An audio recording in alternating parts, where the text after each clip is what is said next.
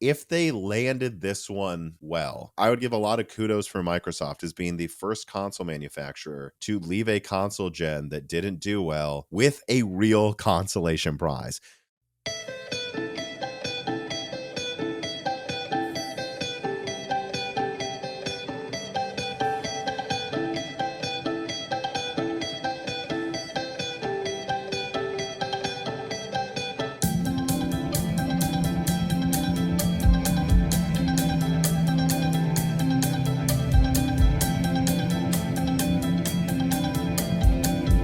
And welcome to Broken Silicon, a gaming hardware podcast. I am your host, Tom.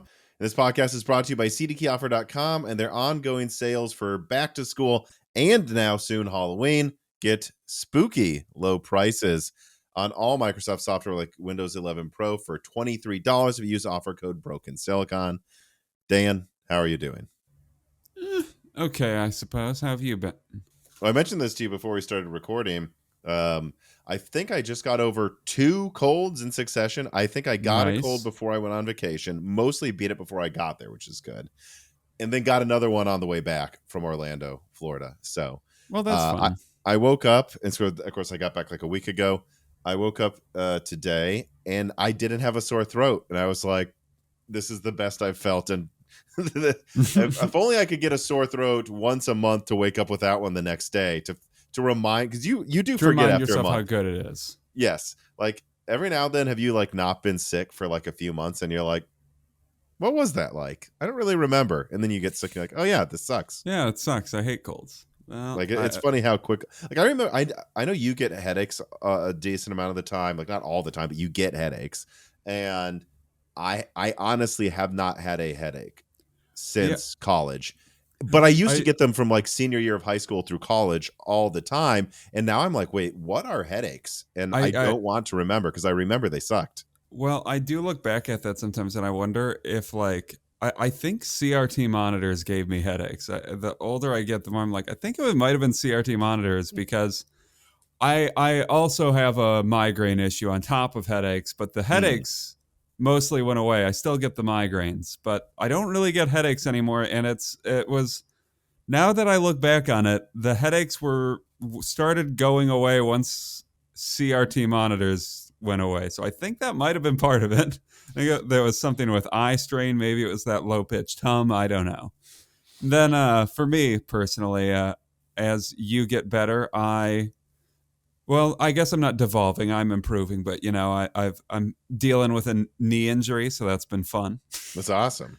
Yeah. Yeah, my ankle still hurts because I played with my dog Jessie too hard at the dog park. I was wearing like sandals and jumped in a stupid way and almost Tom Segura'd myself, if people get that reference, when he played basketball, and it did not go well once.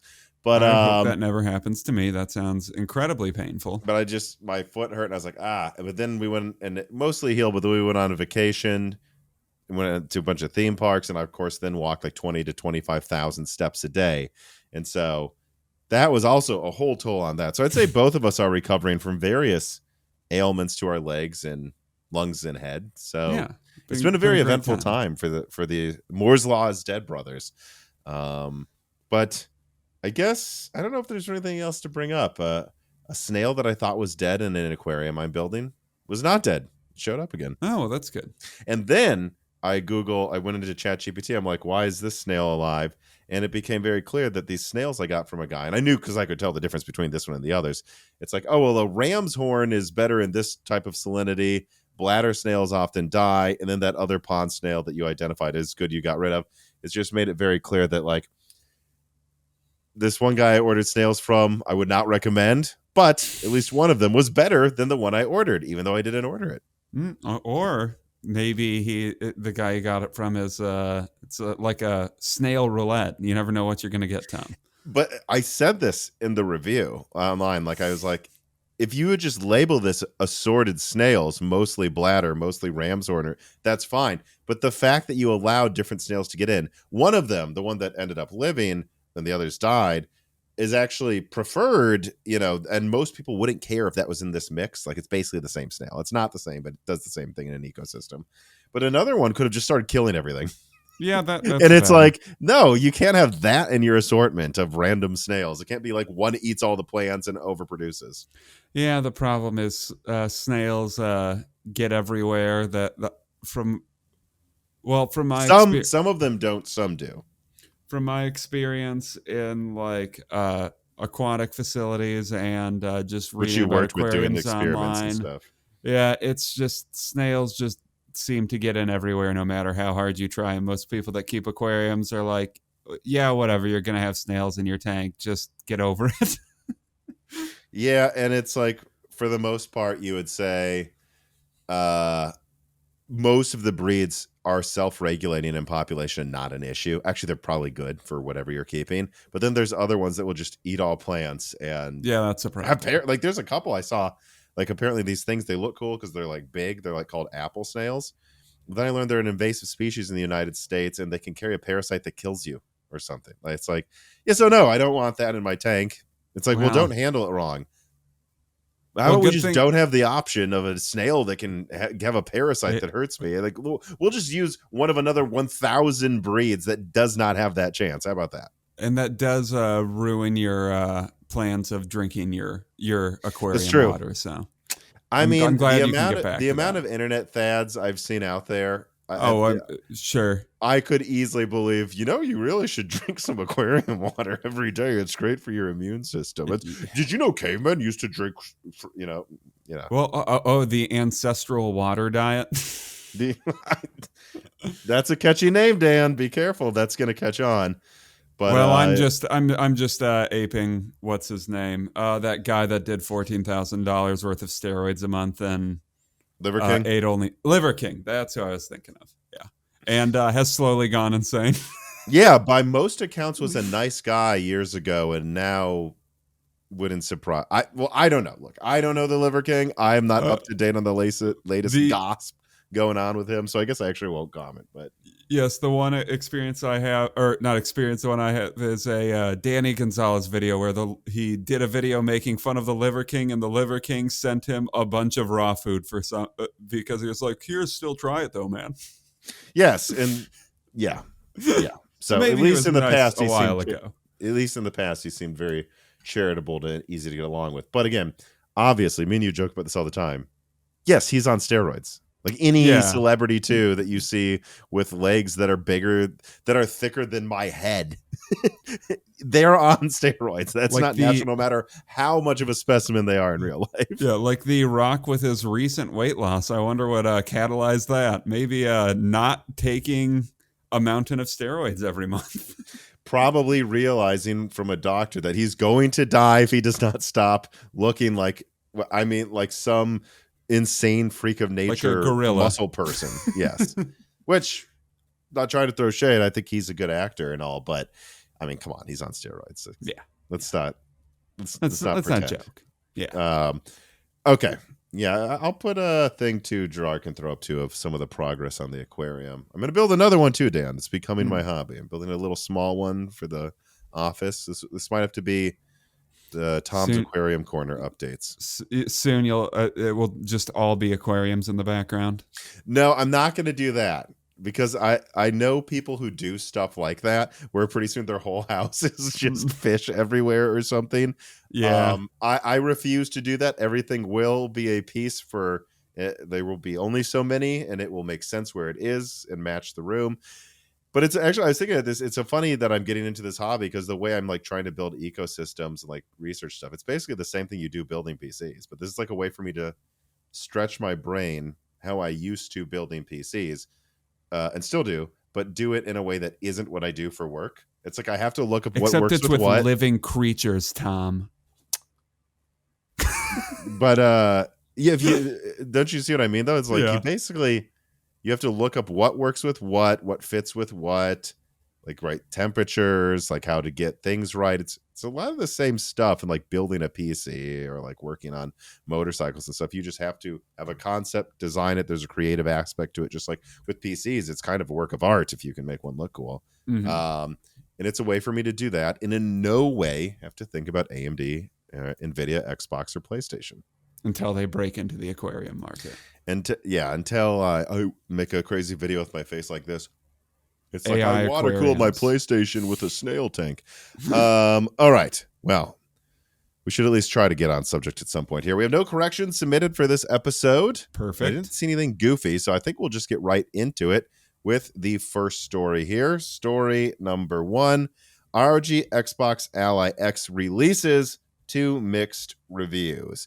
And I will get into our thoughts, but first I have a write-up here from Polygon. Perhaps the trickiest question to answer about the ROG Xbox Ally handheld is how seriously to take it. It's such an unusual product. It's an Xbox, like everything else apparently, but it also isn't. For one thing, it's not made by Microsoft. For another, it doesn't play Xbox games. The ROG Xbox Ally is a PC gaming handheld manufactured by Asus in the latest iteration of the ROG Ally range. Technically, its Xbox branding reflects the deal between the two companies, Microsoft and Asus, to launch a new full screen Xbox experience. It's supposed to be, at the end of the day, though, something that is streamlined, console like, with a console like front end for gaming on a Windows operating system. As for the gaming hardware, the Xbox Ally X is fine, although it does seem to underdeliver for its exorbitant price point, at least if you think of it as a console. As a vision for platform agnostic gaming, it's pretty exciting, though, with some caveats. As the new standard bearer for Windows gaming, it's not quite a disaster, but it's not great at all, in our opinion.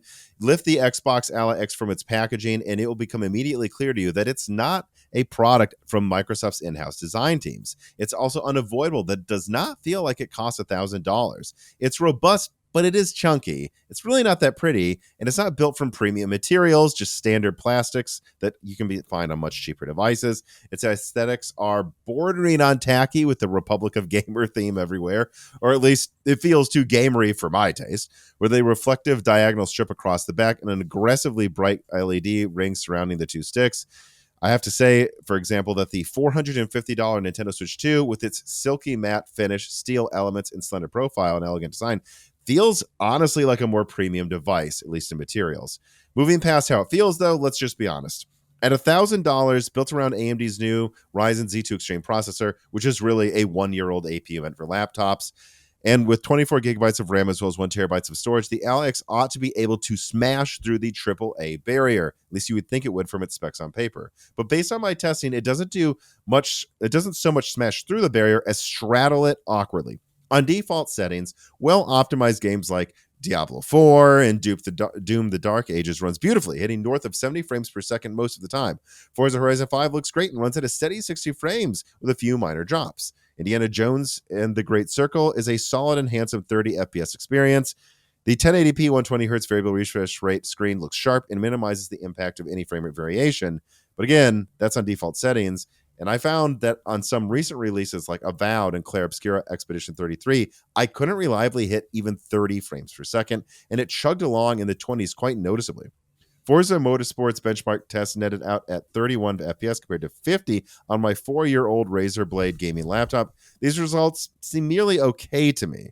Of course, they can be mitigated by tweaking graphic settings, but if the point of the Ally X is to serve up a seamless plug-and-play console-like version of Windows gaming, it isn't hitting the mark you would expect for paying $1,000 for such a device that makes these claims. As a new entrant into the PC handheld space, the ROG Ally is Xbox Ally is interesting but overpriced, and it is, I suppose, competent enough. As an attempt to close the usability gap, though, between Windows and SteamOS within that sector, it's the most qualified of successes. The gap is smaller, but the gap remains. As an experimental first pass at using Windows as the basis for a true blood console platform, it leaves Microsoft's engineers and designers with a mountain still to climb. All right, I thought that was a good summary of what I would say from seeing Linus Tech Tips, and I watched the Fox's video at least some, and then I also, what else did I watch? I thought PC World did a really good review actually. I thought that was a fair summary. Like, if you think of it as a new PC gaming handheld, it's kind of priced like where you would think it would be relative to its specs, and it gets the closest to what it promises. But if you at all compare it to a console or think of this as a Microsoft device, it doesn't really feel like it does that. But I don't know. I'm sure you listened to a ton of reviews today in preparation for this. What do you think, Dan? Yeah, to me, I don't know. It's the Xbox branding. It really just feels like it's a beta run for their their new Xbox experience platform or whatever they're calling it. I can't remember the correct name right now for some reason. But as an Xbox device, it's not really there. Like looking at some of the reviews, to me, I don't know. This just doesn't. It feels like it's a bit too expensive. It kind of feels like, despite using, I guess, a new SoC, it really doesn't feel like it delivers as being a new product. Like this, in a lot of ways, feels like something that could have came out last year. And the fact that, at least according to this build quality, this review, the build quality is kind of meh. Well, that could have been at least the one mitigating factor. Like maybe it's really high build quality or something. But I mean, not to say that it's low, but I don't know. I just don't think there's that much compelling about it. And I guess if you try to more divorce it from the Xbox branding, yeah, it's just a kind of middling new handheld, right? Mm-hmm. I Um, mean, and I don't that, know. Go and on, then go on. as far as like looking at benchmarks, when it really did feel like the Xbox experience, like I I I think I'm wrong about this, but when I first saw some of those numbers, I thought maybe it's bugged and needs updates. But I'm hoping I'm correct about that, and this and performance gets better over time, because the fact that it offered in some games like identical performance to the Windows experience just seemed odd to me, or kind of made their new UI seem a little bit superfluous, unless except as just, I don't know, maybe this is better for handhelds, but you already have Steam. What you already have the Steam experience for that, anyways. If you want to use that, Yeah, so I have like a handful of like ways to go at my thoughts on this. This is really the lead story, so we'll probably spend some time with this one. Um, like, so the first thing I would say that stuck out to me, especially in the PC World review, and also some of the Linus Tech Tips testing, is that it's just not done. Like this should have launched in a yeah, month or early next year, because the fact that the Xbox UI does nothing to get Windows close to the performance you see with SteamOS, which I've seen some new reviews or tests and videos on YouTube coming out from smaller channels so far, where they put SteamOS on it and just get an instant 10 to 20% performance boost and less issues. But again, that completely gets rid of the entire point of getting this in Microsoft's argument, which is that this can play Steam and all other launched mm-hmm. games, including Battlefield 6, that requires, actually using Windows for it to work at all.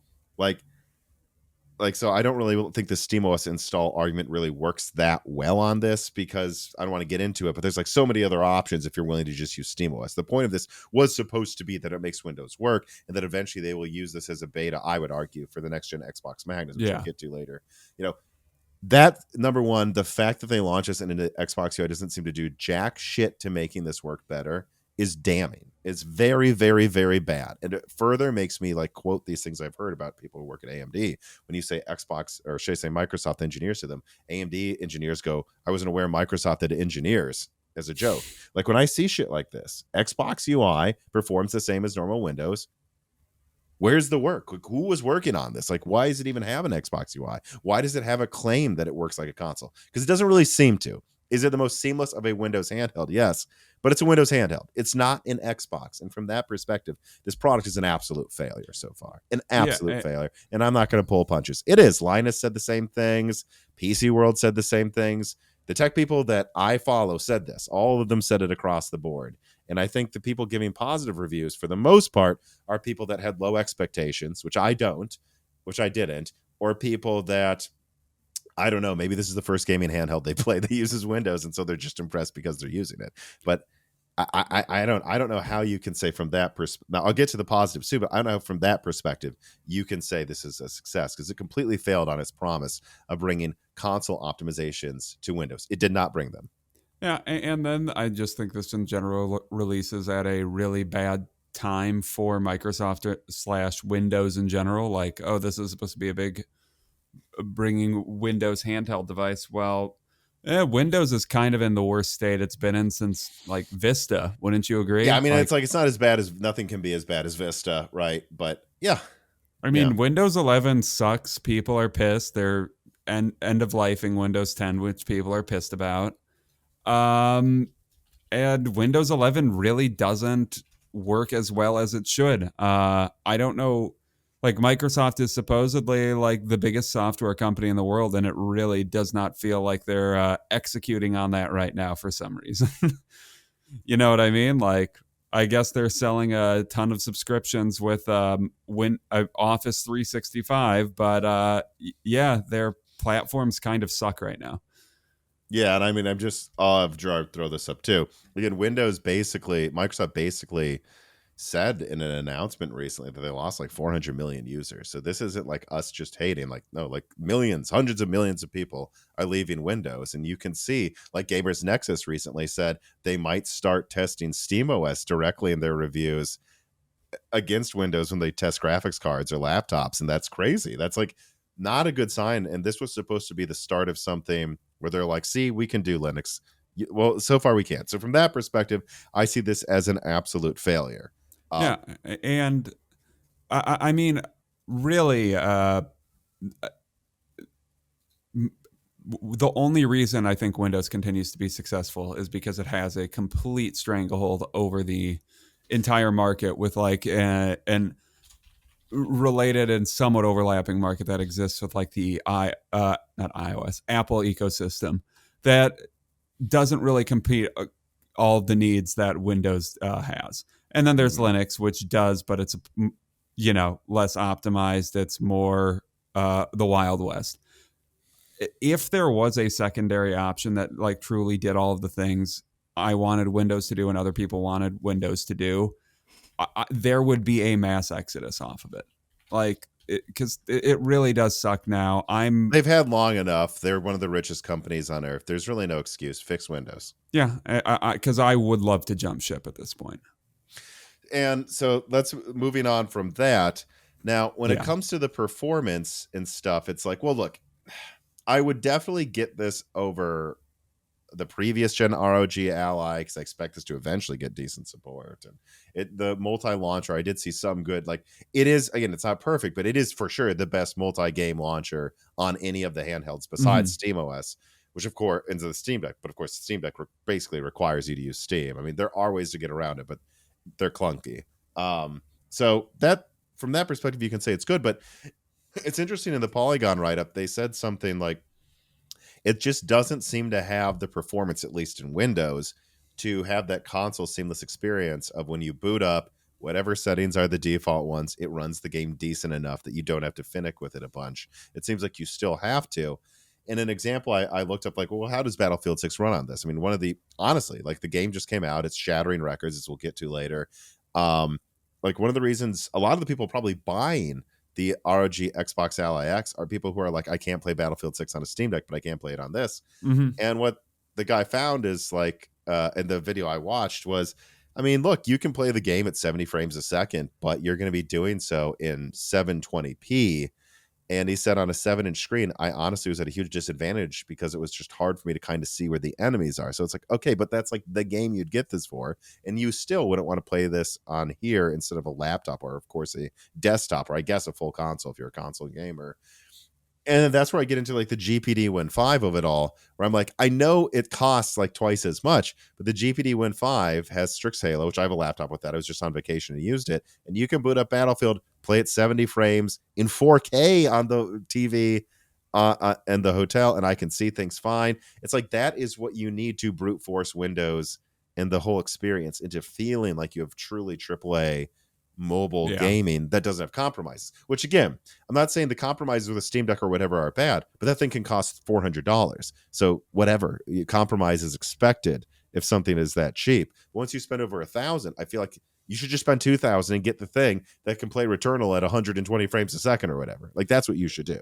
Yeah, the WinGPD feels like the first like true no compromise handheld or gaming handheld that's been released, and it's unsurprising. And we were skeptical of it before it came out. But kudos, it seems like a great device. And yeah, it's unsurprisingly pretty expensive. Although, it's a pretty premium SoC it has in there. It's not. It isn't absurd. But it's as powerful as a full PS5, basically. Yeah, so it's not insane what they're charging. Considering they put PS5 performance, or honestly better, really, in something this big. I mean, And to me, if like the ROG or whatever the ROG Xbox Ally, if that were like $800, I think I would have less negative to say about it. But at a Or thousand again, dollars, like it's just uncompelling. $600, $700, Sure. and the UI actually did boost performance, and it did work that. And again, maybe they will patch it, and maybe eventually it'll get that much better. You know. Yeah, I hope it does, because I will say again, like I do hope there's something missing there that can be fixed based on what I've seen so far, because it seems like there is, but The idea we'll I love. see. I've said this in multiple videos and podcasts. The idea I love. I love the idea, but I love the idea of the Series S. And if the implementation is half-assed, it Yeah, doesn't. then who cares? Yeah. So, and then the two more things I would say is, and of course, please, people, check out the video I put out last week about this. It seems that the YouTube algorithm has completely buried that video, When unfortunately. one of the periodic times where YouTube decides to nuke itself or something. Well, no, just decides to not show my video to Oh, people, which is yeah. interesting, by the way, though. There's an aspect to this, though, that doesn't feel like my fault, except that I decided to talk about the Xbox at all, I suppose, because I plugged the data into ChatGPT. Like, what went wrong here? And my click-through rate was normal, and the viewership was normal to above average per video. Like, they kept watching it, and people who see it click on it. What that suggests is not that I didn't have a good thumbnail or a good video.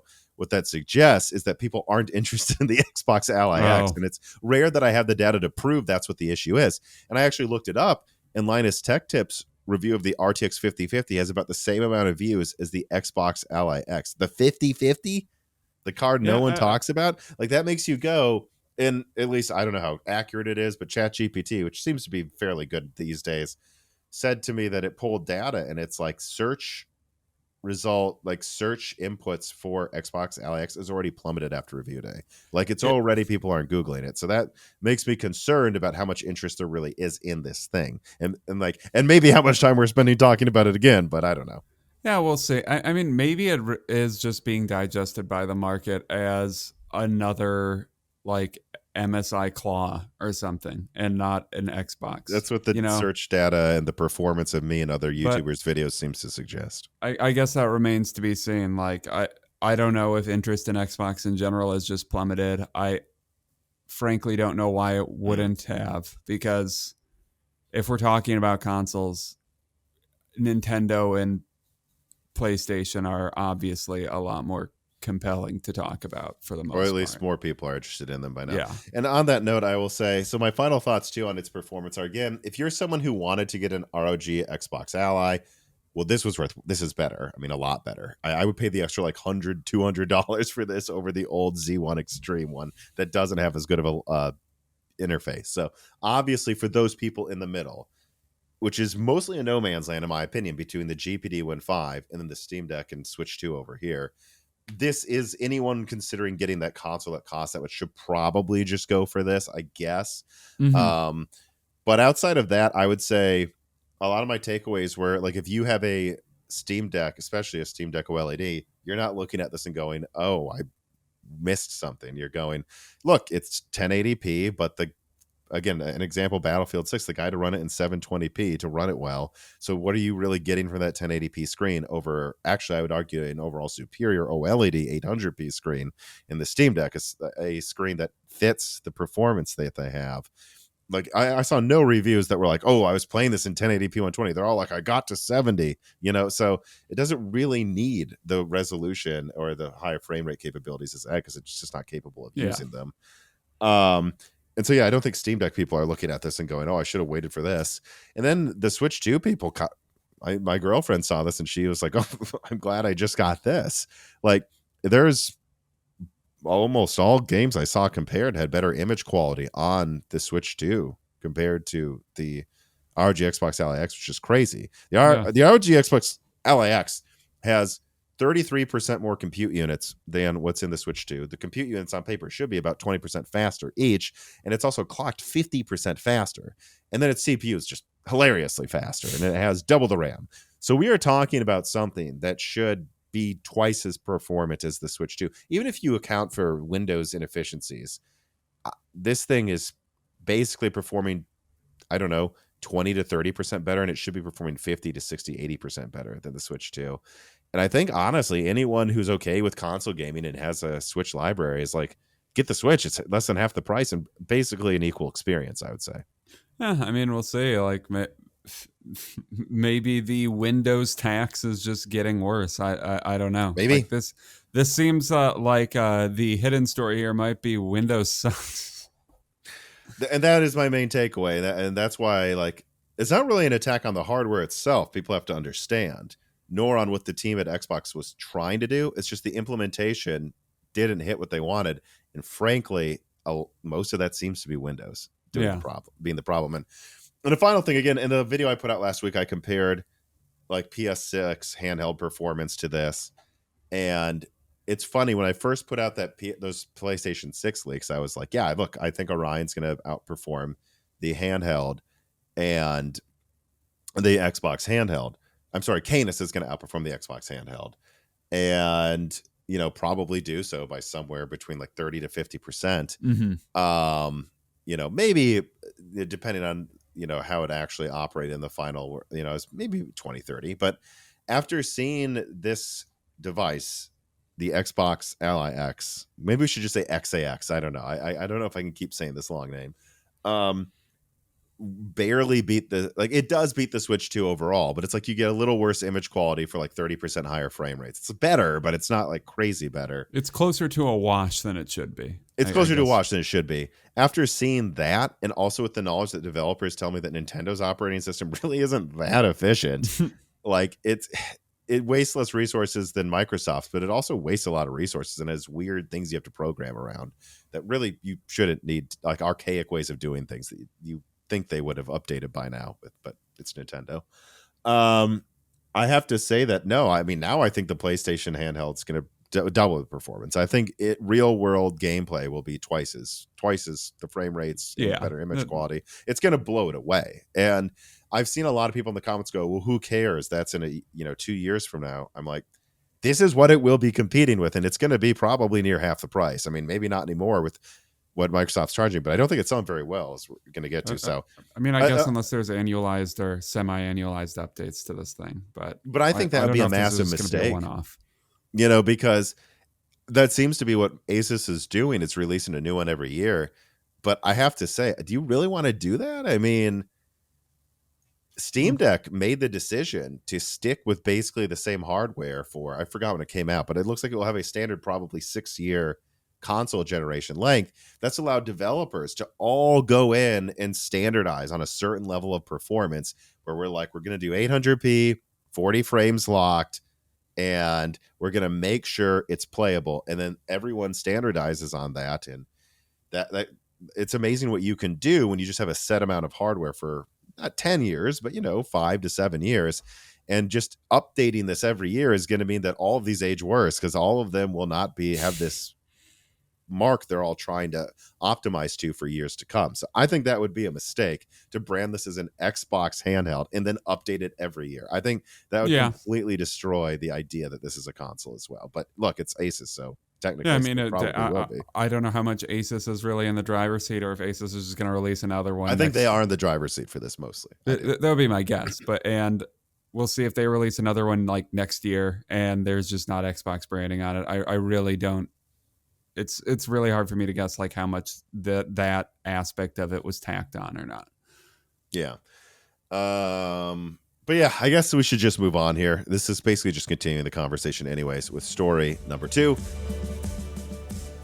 This piece of content is brought to you by CDkeyoffer.com. CDkeyoffer.com is really the best place to go to get reasonable pricing on Microsoft software, whether that's Windows 11 operating systems or Office products like the ones that I installed on this new Strix Halo laptop that I was testing while I made this ad. You see, I actually use CDkeyoffer.com. I've used them many times. My family members use them. My friends use them when they're building new PCs, and that's because they've been a reliable sponsor of Moore's Law is Dead for years now. And so if you're looking to get, say, a new laptop, or you just finally want to get a legitimate key of one of the latest Office products on your desktop during back to school, use CDkeyoffer.com's offer codes Broken Silicon to save 25% on all Microsoft products. And then actually you can also use offer code DieShrink to save 3% on everything else on their website, like games as well. Once again, I want to thank CDkeyoffer.com for sponsoring this content, like all the other content that they've sponsored, and for making it easy for me to get a good price on Office on my new laptop.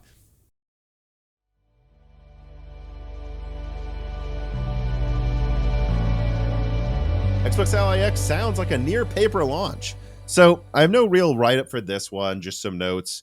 I saw a ton of fanfare, depending on how biased the website is. Like saying, "Oh, sells out." What a success! Hardware sells out. I know, all new hardware sells out. I mean, don't forget that the Wii U sold out. How'd that do? The Series X sold out. It's probably going to end up selling a fourth as many as the PS5, if that. Well, the Series X will not even sell a fifth. Like, you have to add the Series S to it. But I got some feedback from at least one of my sources at a major U.S. retailer that said that company-wide, they had less than 1,000 Ally X's for launch. Less than 1,000. That puts this in the territory of like a Blackwell launch, right? Like, this is like a bullshit paper Blackwell launch. That puts us in a significant number of these things will be owned by reviewers. Yes, like it's possible a tenth of all Ally X's were viewers. yeah, I know. And then the non-X version was in the thousands, but below 2,000 company-wide at this major retailer. And if I think of, like, multiply this by multiple companies, so let's just multiply it by, I don't know what it would be, 5. That's like, yeah, maybe. I mean, that'd be like 10. And then globally, yeah, I think that the global launch for this was half the Steam Deck at most, and maybe a fourth. And so I checked, as of recording, it's in stock on Best Buy. So I know everyone reported it was out of stock. Not anymore. So look, we'll see what happens. Maybe there will be tons of restocks, although part of that leak that I put out in the last video about the supply said that there was no evidence of a lot of resupplies coming.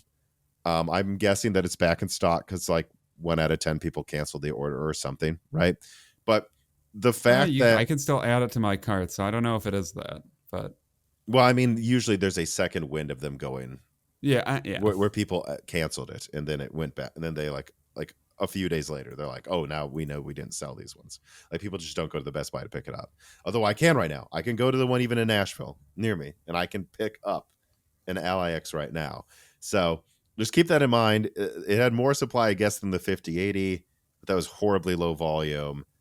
But that's the closest launch I would compare it to out of recent graphics card launches. It's like the RTX 5080, which is a complete paper launch and couldn't keep MSRP for months. Actually, can you still get, to this day, like, if I go to Newegg, can I get a 5080? Let me see, for MSRP. I would assume you can by now. But you know what I mean? They were like $1,400 for like half a year or something. Okay, so you can get it for MSRP now, but it's still generally above MSRP. Like, that's the launch you would compare this to, and it's not above MSRP. You can still buy it just a few days after launch. So considering that and the very low supply, I would not read into it selling out for one day that this had a lot of supply, that Microsoft has a lot of faith in it, and that this is not comparable to other console launches. I would not say this is some big sales success right now. And apparently the Z2A, like, no one, the cheap Ally non-X, no one's buying that apparently, which is no surprise. I don't know who the hell would buy that. There's nothing interesting about the non-X version of it. So yeah, this is early reporting, as we always say, after a launch. But the early reporting for this is not like the RX 9070 XT that eventually was proven correct. It beat sales records for Radeon, and AMD reported that in their earnings. That's not what we're seeing here. This thing was basically a paper launch, and a paper launch that apparently failed to sell out. So I don't know. We'll see. Maybe I'm wrong. Maybe they'll supply 10 million of these, but this is to me looking like a console that's going to sell under 5 million. Like, it's going to be outsold by the Steam Deck quite handedly. lifetime to lifetime. Oh Again, yeah. we don't even know what lifetime means. Will they just replace it in a year? I don't know. But I don't know. Do you have any thoughts about the sales? No, not too many. Well, I would say we need. We'll see more as time goes on, but Microsoft is notoriously cagey about their sales numbers, so maybe Right. we won't. If they don't announce anything, well, they'll probably say something like the fastest selling handheld, and then in an asterisk, so like technically not counting Steam Deck, Vita, DS, anything that's Yeah. actually a handheld. I would imagine a statement like that. But if we don't see even something like that, that tells you it's sold very badly. It's the fastest selling launch of all time in an asterisk, like the highest volume minute or something. Yeah, like 1 minute. It's yeah.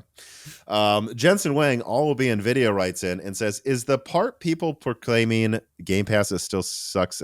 Okay, Such good value. Such good value. So he's saying a lot of people are saying Game Pass is such good value, but is that because like the Xbox consoles had a higher attach rate before? And what he goes into here, and he says the Nintendo Switch 2, which has publicly shared its data, has under 10 games sold per console over 8 years on the market. The PS4 has one of the highest attach rates ever per VG charts, which only has 12.11 games per console sold after 12 years. So if you think about it, if most people buy 12 games for their console, Game Pass Ultimate is $240 a year.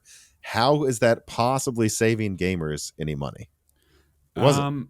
Yeah, I don't think it does for most people. And yeah, then I guess he goes on to also bring up PS Plus Premium, which is a more ancillary thing to Sony's strategy. But sure, I think it's fair to criticize both if they're I don't have both PS doing Plus the same Premium thing. either, But yeah, I mean, I would recommend most people not get that either. I mean, I thought about getting it before. I might at some point just do like a 6-month get through the Sony backlog of games I haven't played at some point. I might do probably that. should have thought about doing that instead of buying games that are in my backlog.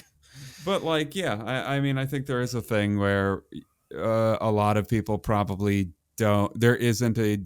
If you look at the number of games you'll probably end up buying as a console owner, yeah, there's a very good chance if you get 3 years of Game Pass Ultimate or something, you would have ended up spending less money.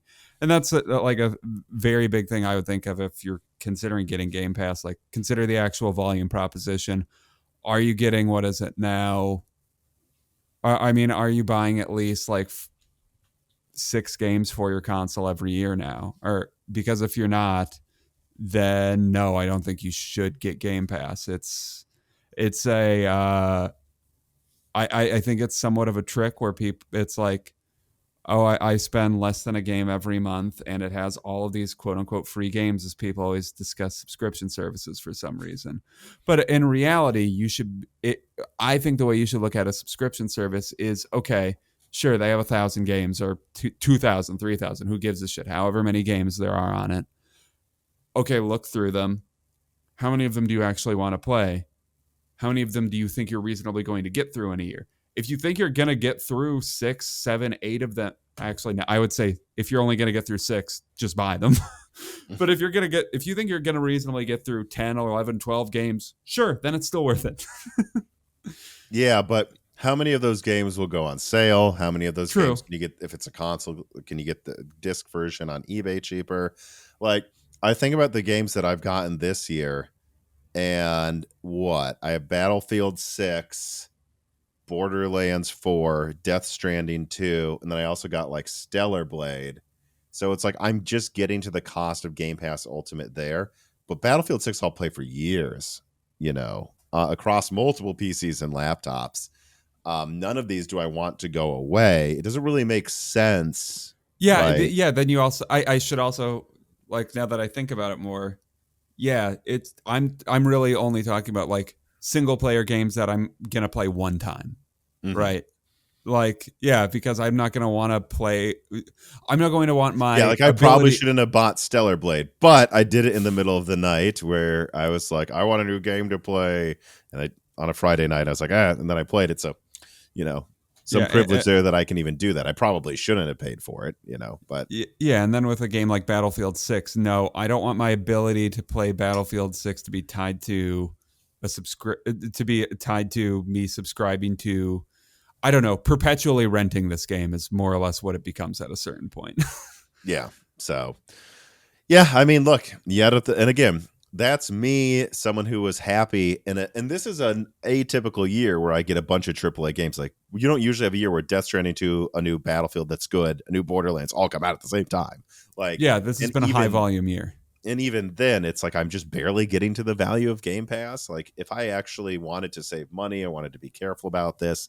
I wouldn't have bought Stellar Blade. I would have waited for Borderlands to go on sale, which it already has. So it's like, even then you start, because I don't think it's fair to say a game costs $70. Really, a game costs like $30-$40 on average that I buy. Yeah, if you're being smart about it, sure. Like, I mean, if you want to buy all games day one, that's your prerogative. But if you want to be a little more discerning, and especially if you still have a disc base, you still get like a disc drive with your console.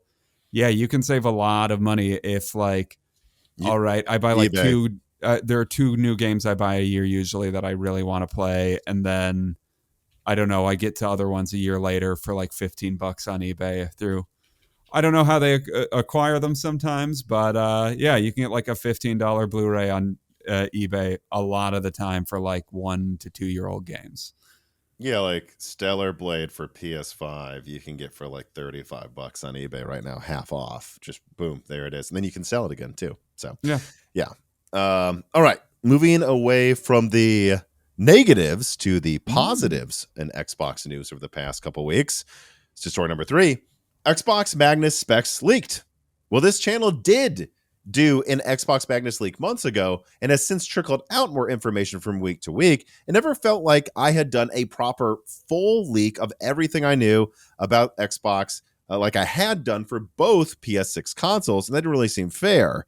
And in fact, the original Magnus leak was quite messy, with some confusion in that video about if it was even an Xbox. And so, a little over a week ago, I decided to finally re-summarize all Xbox Magnus info that I know properly, while adding new information that I hadn't released yet as well. In summary, the specs of AMD's Magnus APU, an APU that will share GPU chiplets with both desktop PC gaming cards and also the next-gen Xbox console, are as follows. It will have a 144 millimeter squared SoC die that has the CPU cores, the NPU, basically everything that isn't the GPU and memory controller, manufactured on TSMC's N3P node. And then this will, via a bridge die in advanced packaging, be connected to a 264 millimeter squared GPU die that also is the memory controller, and that will probably be made on it will be made on a TSMC 3 nanometer node, but it will probably be either N3C or N3P, and that will make it a combined 408 millimeter squared of TSMC 3 nanometer silicon, the biggest console APU in history. And now, based on that, I would estimate that this console will probably be 250 to 350 watts. It's an estimation. I actually don't have the data on that, but I think it's fair to say they'd want to keep it in that kind of typical console range, while still definitely using more power than. Would that allow for the 2-prong, or would you need the 3? If it's on the lower end of that, probably. Okay, I can't but remember. If it goes higher, then they'll probably do the 3-prong, like the PS. I'd imagine they probably will do 3-prong, like because the PS3 did. Now, all this power, where is it coming from? Well, the fact that it has 68 RDNA 5 compute units disabled down from a total peak of 70. And this is a weird one here. The 68 compute units, something that everyone's been arguing about, or should I say the 70 in the full die, this comes from having 4 total shader engines. That's not weird. But how do you get to 70? Well, there are 3 shader engines that have 9 work groups. Each work group is 2 compute units. So 3 18 compute unit shader engines, and then 1 8 work group or 16 compute unit shader engine. It's lopsided. That's how it's designed. I don't know a ton about why that's how they're doing this, but it does seem like a thing. And AMD's talked about this publicly, by the way, I believe at Hot Chips, about RDNA 4 being able to do lopsided designs while sharing memory effectively. They didn't really do that, but it looks like they are doing that with a lot of next-gen GPUs. It'll be interesting to see them describe why they decided to do this, but they are. Also, each shader engine has 2 shader arrays, and then at least 24 megabytes of L2 cache for the GPU. That's not infinity cache, but it is worth pointing out that 24 megabytes of L2, I believe, would be around 5 times the L2 cache that is in the Xbox Series X. And so, no, it doesn't have infinity cache. but it's doing something very similar to that now. Finally in a console. For the CPU, it will have 3 Zen 6 cores, of course, 3 nanometer variant, so probably around 6 gigahertz or a little higher, I would imagine. And then it will have 8 Zen 6C cores with 12 megabytes of L3 cache total. No, that is not a ton of L3 cache for the amount of cores. It seems like they have just enough to have a few powerful cores that will hit high clocks for the main threads in a Windows game, and then the rest don't need to be clocked as fast. I actually find this to be a very smart design for an optimized gaming build. It also has a 192-bit memory bus with up to 48 gigabytes of GDDR7, an NPU that can power up to 110 tops of performance at 6 watts, this was in a document, or 46 tops, so still Windows, whatever it is, Copilot compatible, but at 46 watts, it uses almost more than a fourth less than a fourth of the energy at 1.2 watts. And it is targeting 2027 for launch, or at least that's when it will be manufactured. Up to them when they launch it. And so there you go. Overall, what I would say about these specs are that on paper, unless we're surprised by really low clocks like Series X did or slow RAM, I don't expect it this time around. I would say the specs on paper suggest that Magnus should easily outperform the PS6 by 15 to 30%. If the clock's higher than the PS6, who knows, maybe 35%. And that should be just about perfect to allow for this to do 4K 144 hertz PC gaming. Well, the PS6 is targeting, as you would imagine, about 20% weaker 4K 120 hertz gaming that is becoming the standard on big screen TVs. That makes sense, the difference in performance there. So look, it is stronger than PS6 Orion, but I don't think it's as much of a difference as some people would make it out to be. It's not the same difference as even the PS4 Pro to Xbox One X. A lot of people said that wasn't very big, nor is it remotely like Xbox One to PS4, but that makes sense. If this is going to be a hybrid console, then you would want it to have that extra grunt to feel more like a PC, to rough around the edges of the less optimized games that you will be running versus a console. But then, of course, you would also expect it to cost more. And that is the downside of this design. With multiple chiplets, more power demand, and the use of more advanced packaging and bridge dies versus the very traditional design of the PS6 Orion, not to mention now the lack of a subsidy for profits off of games, because apparently they're going to let you run Steam on this thing, so they can't just rely on that walled garden thing they used to be able to justify breaking even or selling at a loss. It's going to certainly cost a lot more than the PS6. If I think the PS6 will cost between $550 to $700 without a disk drive, then Xbox Magnus will likely be $1,000 to $1,500. That's my opinion, which on the one hand sounds horrible for a console, but on the other sounds amazing for a pre-built gaming PC that Asus would probably charge $3,000 for. So I think this could really shake up PC gaming. However, I must say, for this to truly succeed as a hybrid device, I think it must do these 3 things despite all of the good news on paper. Number 1, it must have backwards compatibility to all Xbox consoles, at least for this product itself. Otherwise, it kind of is not a console at all, just like the Ally X.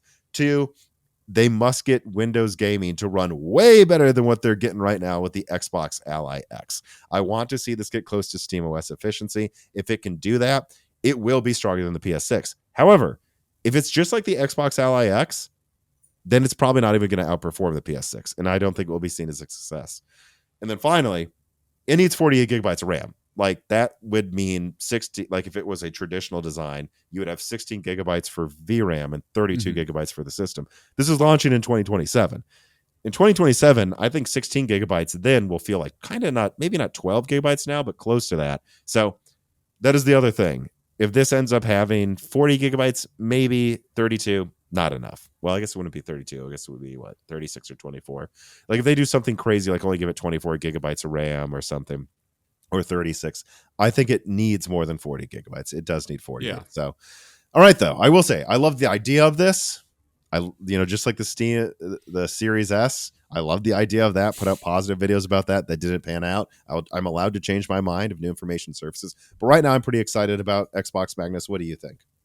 I mean, to me, it sounds like it is, and I don't know. We'll see. Maybe this is just confirmation bias on my part because I think this is what they should have done for a while, or where they've been moving towards. But like, it feels to me like this is their soft departure, like a bridge generation between Xbox just becoming more of a Windows platform type thing, and this is like, oh, we're doing our own custom Windows PC that has Xbox branding. And yeah, if that's well enough made, I guess I could see it going for like $1,500, $1,200, something like that, and not really being that like shocking because it's more just an Xbox / Microsoft produced Windows PC type thing. And I think that has the potential to be really cool. Although while you were talking about this, the thought popped into my head. This has the potential to piss off partners a lot, I feel like. But I guess we'll see. Screw them. I mean, ultimately, I don't care if this is like an awesome PC for a decent price. Hell yeah. yes. I mean, I would love this to just be the default. Like, I guess like for budget builds now, we're like, just get a Minis Forum motherboard or, mini PC. This would be like a step above that, I feel like. Yeah, exactly. This would be awesome to just have, I want to get into PC gaming. Just get the Xbox. Yeah. Like our friend Brock, I would say, would still want to build his PC. It's a fun hobby for him. He likes having his 7900 XT that he'll probably upgrade to RDNA 5, and he'll upgrade his Zen 4 7700X eventually, probably to some insane Zen 7 thing. He likes that. But we have another friend, Drew, who did nothing but complain about all of his PC issues. He should just get this. And there's a lot of people that got into PC gaming because they thought they had to, or they want the benefits of PC without the downsides. I want this to be that. Yeah, that's fair. And I don't know. I think like specs wise, this sounds like a pretty damn powerful console. Yeah, I guess the final thing I would add is, and I hope for once they do, lately not good showings out of Microsoft, but if they landed this one well, I would give a lot of kudos for Microsoft as being the first console manufacturer to leave a console gen that didn't do well with a real consolation prize. The Dreamcast was just like, oh, sorry, you bought a Dreamcast. Now all of your Sega games, no new ones coming, and we're going to take down the internet. Because the Dreamcast actually had some online play. We're going to take down the Dreamcast online in a year, and too bad. And I don't know. Sony didn't. I guess the Vita actually was pretty well supported for how long for how unsold actually. It was.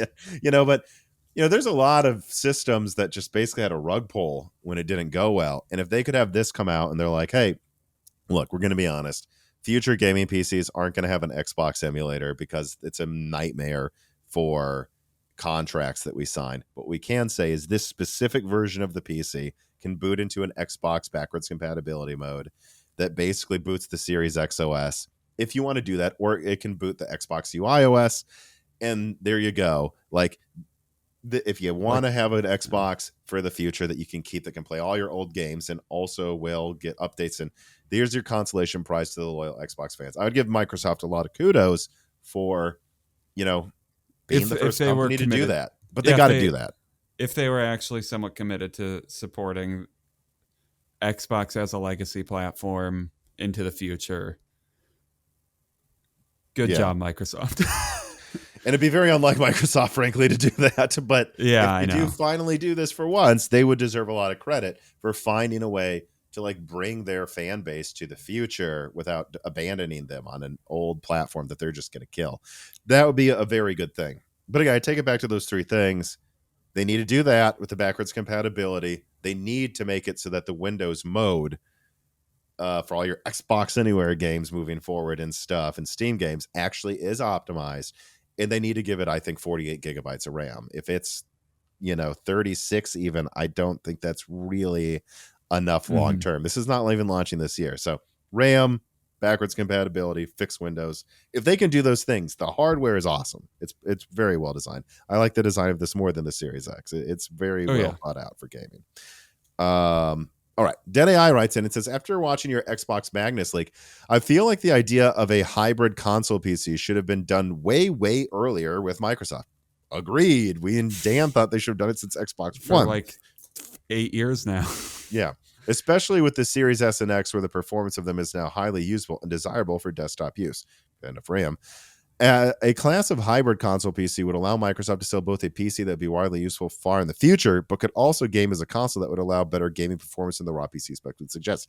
That's what they said Ally X would do. It would also fit the strategies of bringing the game cross-platform between PC and consoles. The consumer won't necessarily see themselves as being left out, right? Like a consolation prize, like I keep saying. They could totally sell it as a workstation for by day, console by night. Again, I think for like college Yeah. kids, this is I've always thought, like, think about that. You could have like, I'm going to use it for work, mom. Wink. Like, what a great commercial. I just don't. And offer it with a free like Mountain Dew subscription. Really get the gamers there. I think it comes with Game Pass and Microsoft 365 for the college students. That's what I would say. More of that, Tom, less Mountain Dew. that's what they needed to do with Xbox Game Pass Ultimate. Raise it to $30, but you get a free bag of Doritos and pack of Mountain Dew every month. As long as Master Chief's on it, I don't know why that's a bad deal. They could totally sell it as a work. Yeah, blah blah blah blah. And he says, I could see it. I don't know why they haven't done this before. Austin Evans brought this up because he ran Windows 365 on an Xbox out of a hatchback by hacking it or something. So yeah, that's fun there too. But yeah, no, you're basically repeating some of the stuff we've already said. Yes, they should have done this a long time ago. That's what I've wanted Xbox to be for a while now, and I hope that's what this is. Yeah. AI generated fish writes in. It says, your recent Magnus leak brought up two questions for me. First, how likely do you think it is that the NPU and Magnus exists to target ads at the player? Crossing fingers, no. I hope not, but wow, wouldn't that be amazing? No backwards compatibility, constant ads on the side. I don't think that's what it's for, but I don't know. He says, second, the Magnus chiplet layout sounds a lot like Strix's point.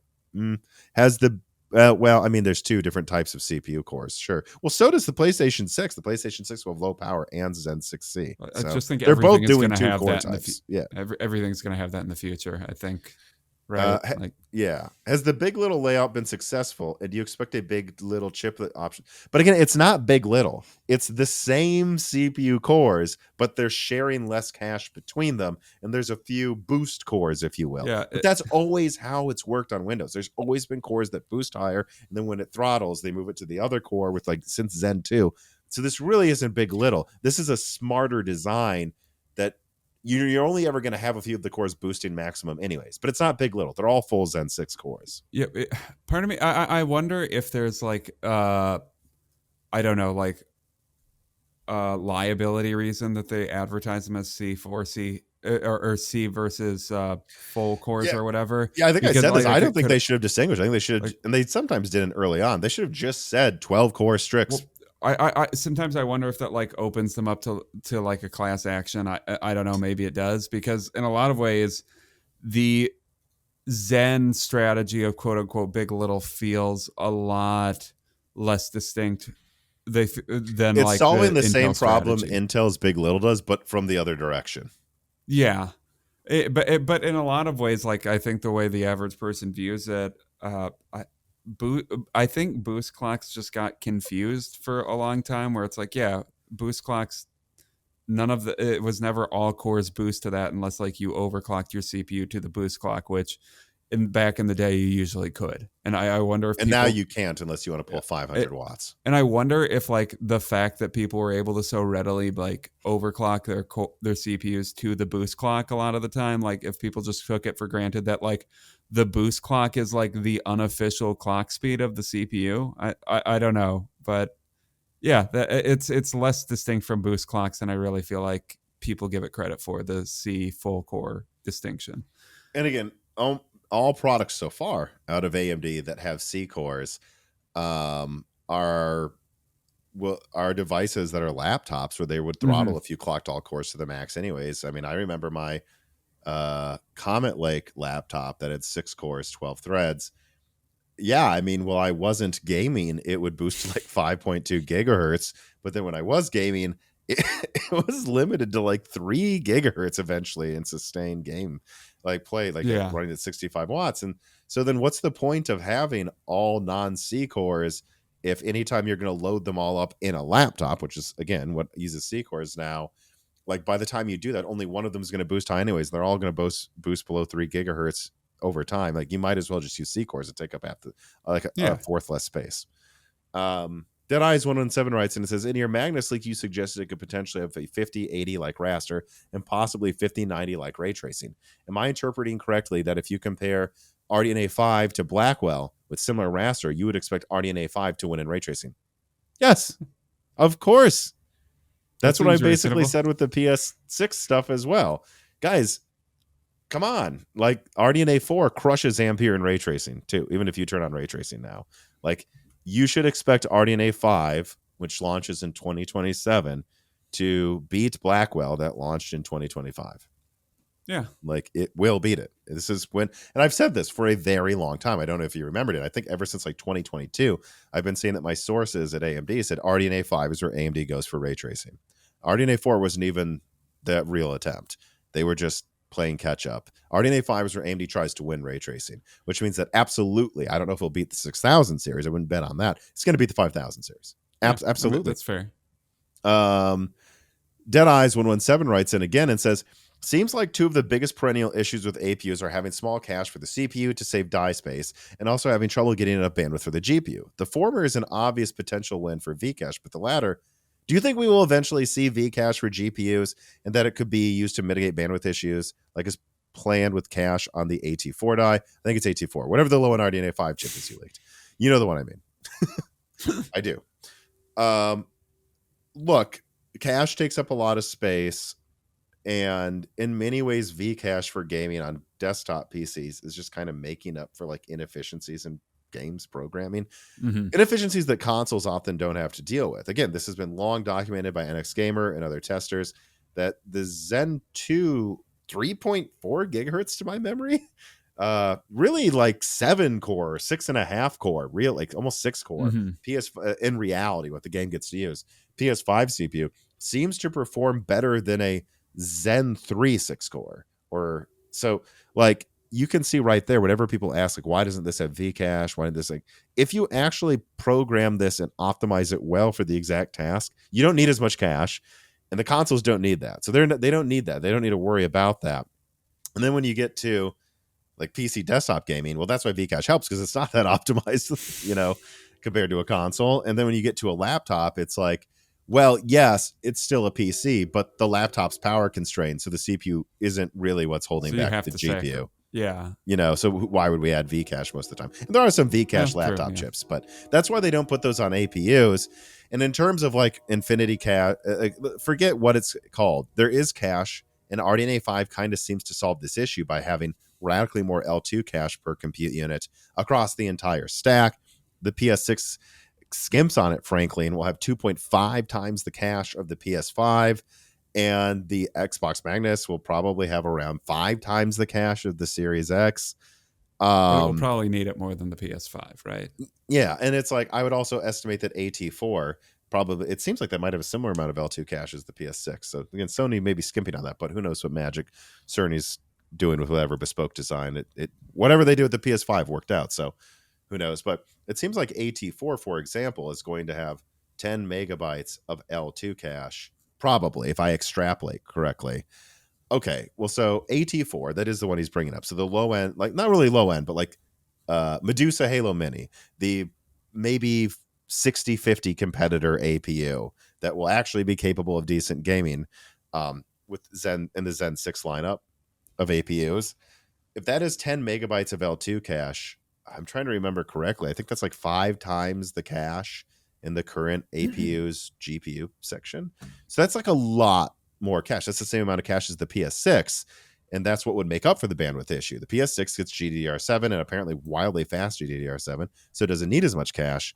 Well, what do you do with a low end APU? Well, you give it as much cache as something that's substantially bigger to make up for the fact that it's using LPDDR5X. So, yeah, like RDNA 5 does this. It's not through Vcache, but it has a lot more L2 cache. Mm-hmm. It doesn't always need to be Vcache, just because Vcache CPUs get good reviews. There's other ways of giving cache to things. Vcache is the only cache I care about, Tom. But every video I make, there's a few comments. Will the next gen consoles have Vcache? And the answer is, of course not. How do you I know? guess I don't even need to ask someone at AMD. I just know they're not going to do that. I guess it's because a sign that the Vcache marketing has really, really worked out well, or more that the Vcache speaks for itself, at least when it comes to gaming PCs. All right. Yeah, it will be an interesting question is if like Zen 8 moves past Vcache, should they still call it X3D just because of the marketing? Like that's a real question, I think, for AMD.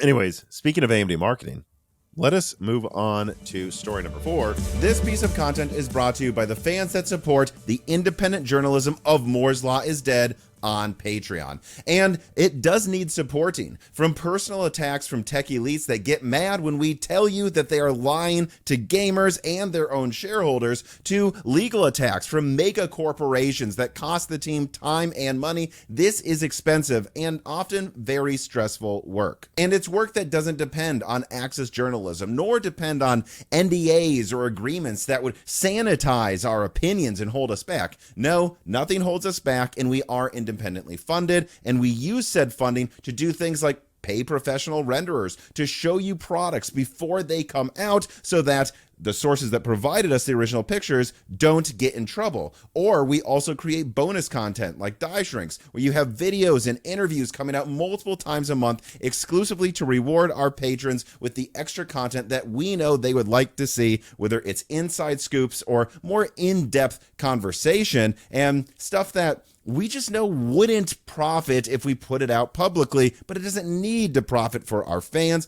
on Patreon because it is self-funded. And so if you want any of that bonus content, or you want to support the independent journalism of Moore's Law is Dead, or honestly, if you just want to support me, Dan, Gerard, Carbon Cry, or Jesse and Maurice so that we have food on the table every day, consider supporting Moore's Law is Dead on Patreon. And to those that already support us there, I'll see you on the Discord.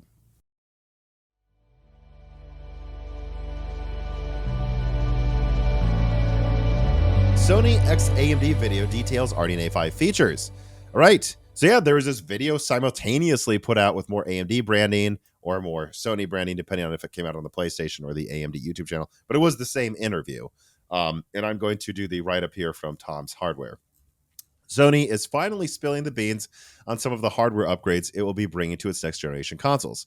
AMD's Senior VP and General Manager of Computing and Graphics at AMD, Jack Yoon, and Sony's PS5 lead architect, Mark Cerny, published a collaborative video discussing new technologies that are being worked on as part of their collaboration, Project Amethyst. Some of these technologies include massive upgrades to AI rendering and ray tracing performance.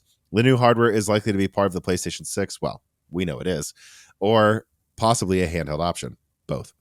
Most of the 9-minute video discussed 2 new technologies that the 2 companies are working on together. The first, neural arrays, and then the other, Radiance cores. Neural arrays represent an optimization towards the AI accelerators housed in each compute unit. Underline that.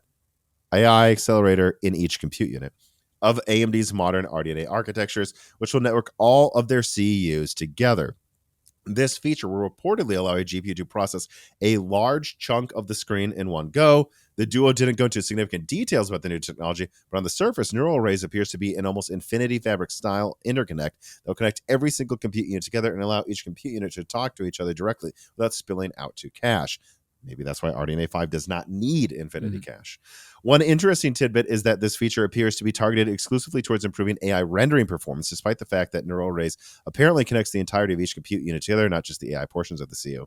Now, Radiance cores represent a new dedicated hardware block on a GPU that will reportedly speed up ray trace rendering significantly and make real-time path tracing possible. Who said the PS6 is going to have ray tracing that could get close to a 5090? This guy. Y'all said, I saw it. I saw what you said.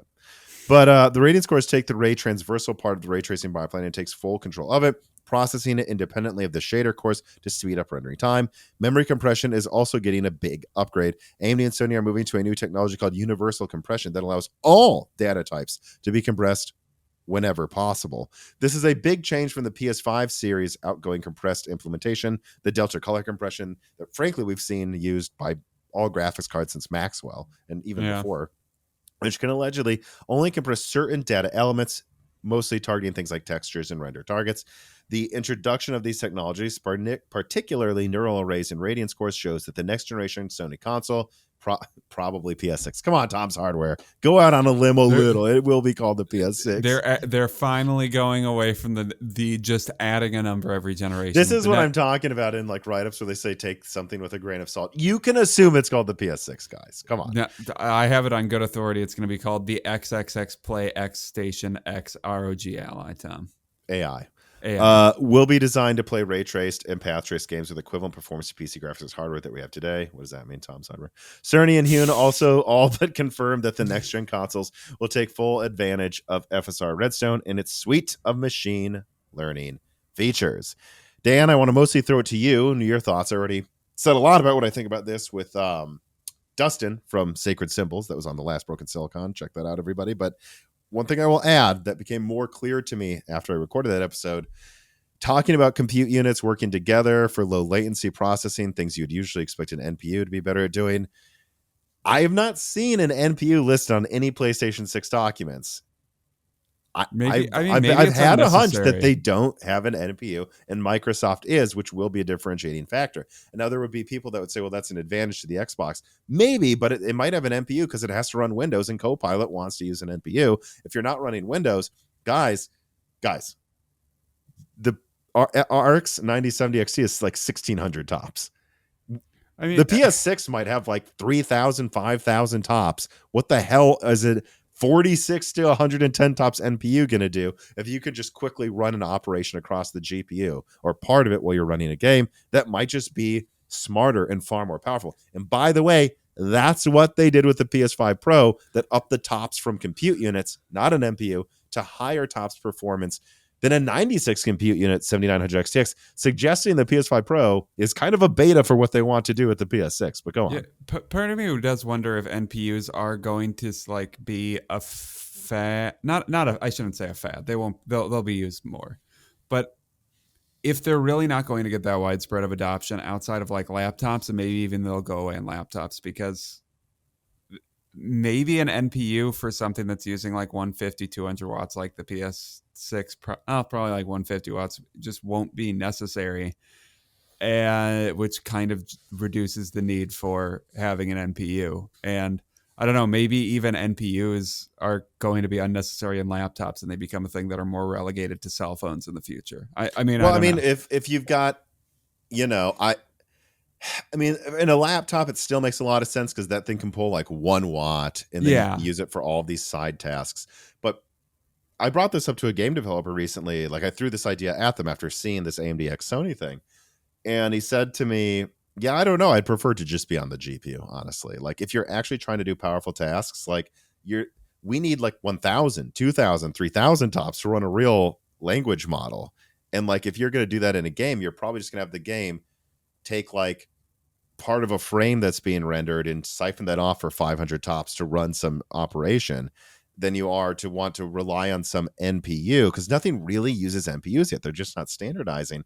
If you think about that, like what happens when RDNA 5, when you get 24 compute units of RDNA 5 and even modest APUs on laptop? I mean, once you get to there, you have well beyond, you're probably going to be over 1,000 tops. You don't really need the NPU. And if you can just make the compute units use a small amount of energy, which they're already capable of, like loading parts and turning off shader arrays to save energy, why not just do that? And then consider Intel's moving to NVIDIA graphics.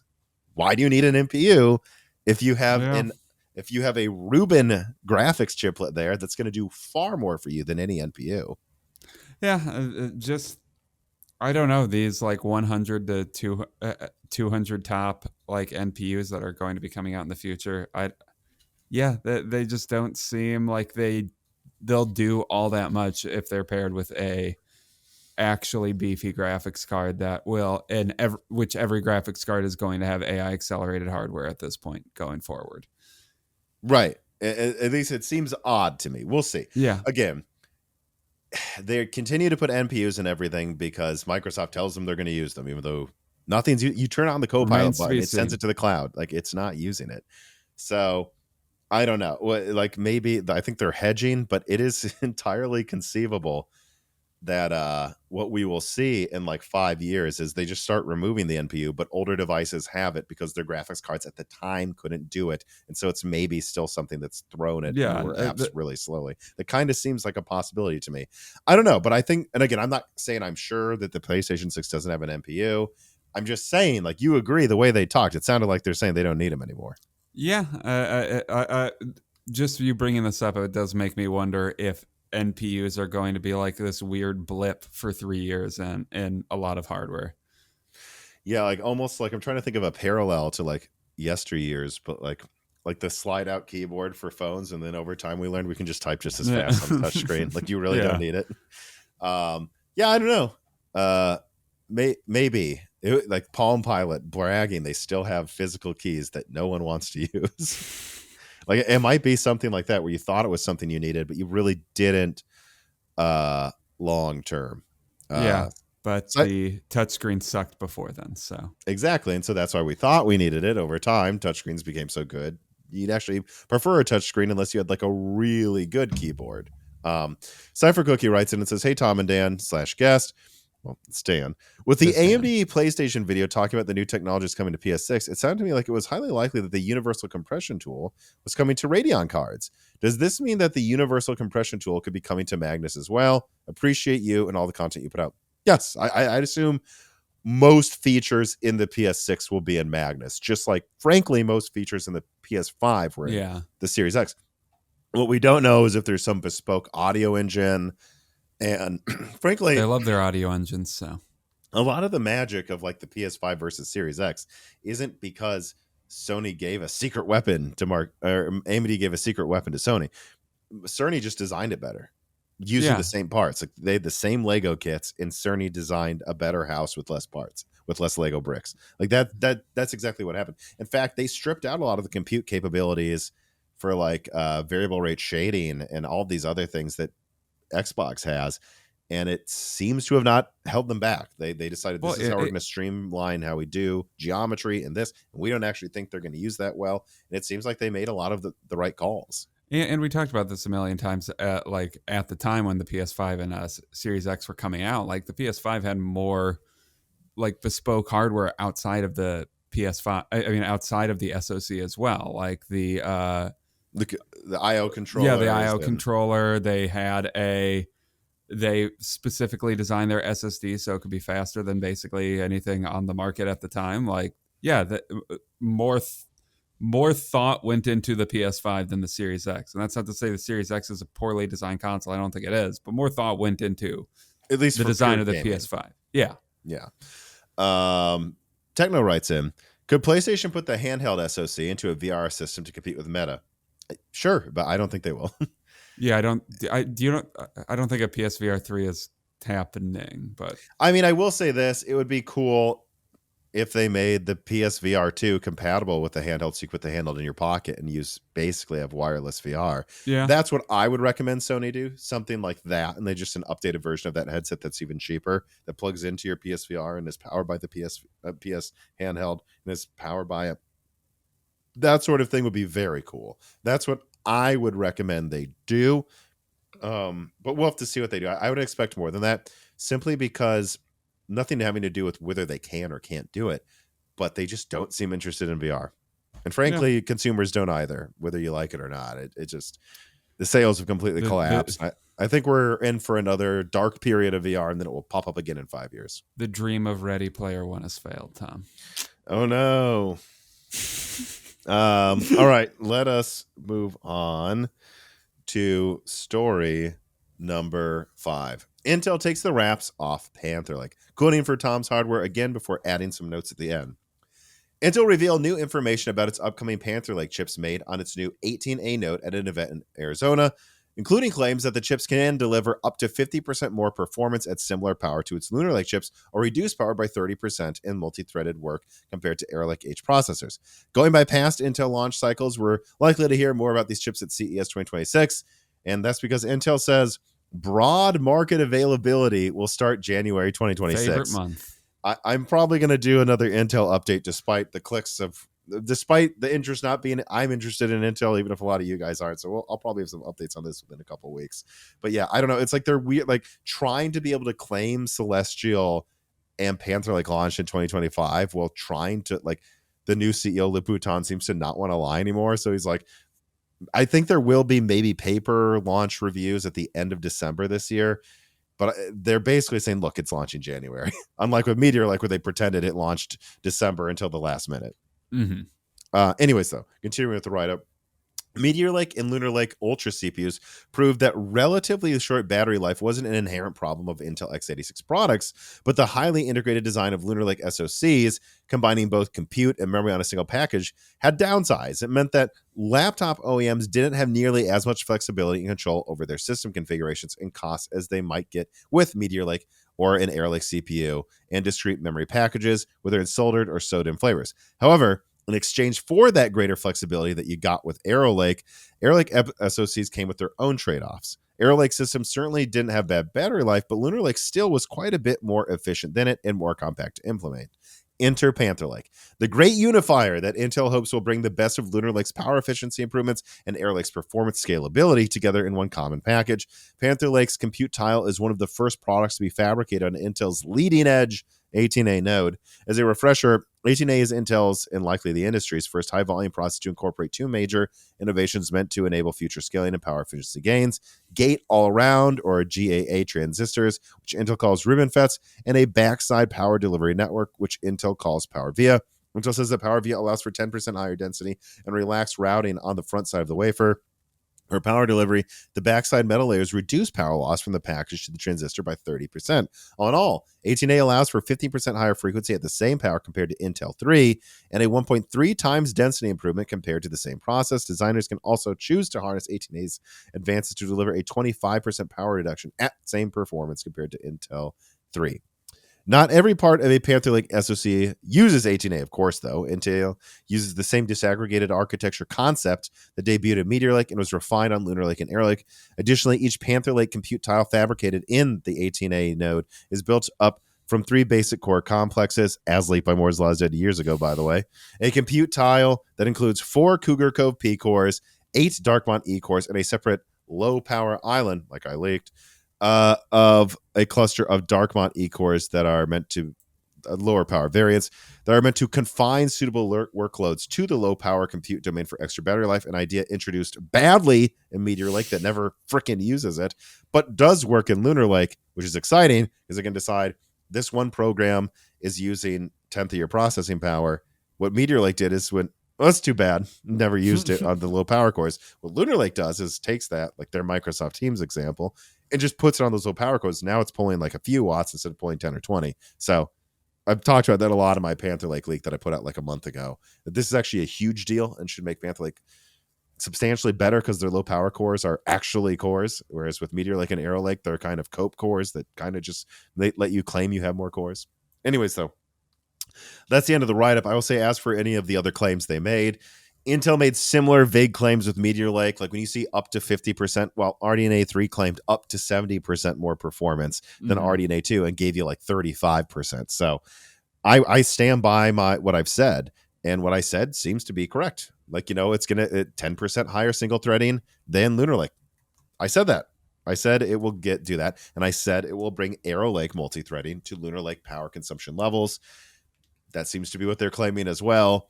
As for the actual end performance, I think I stand by the fact that the single threading is not probably going to overall beat Arrow Lake chips because it's clocked lower.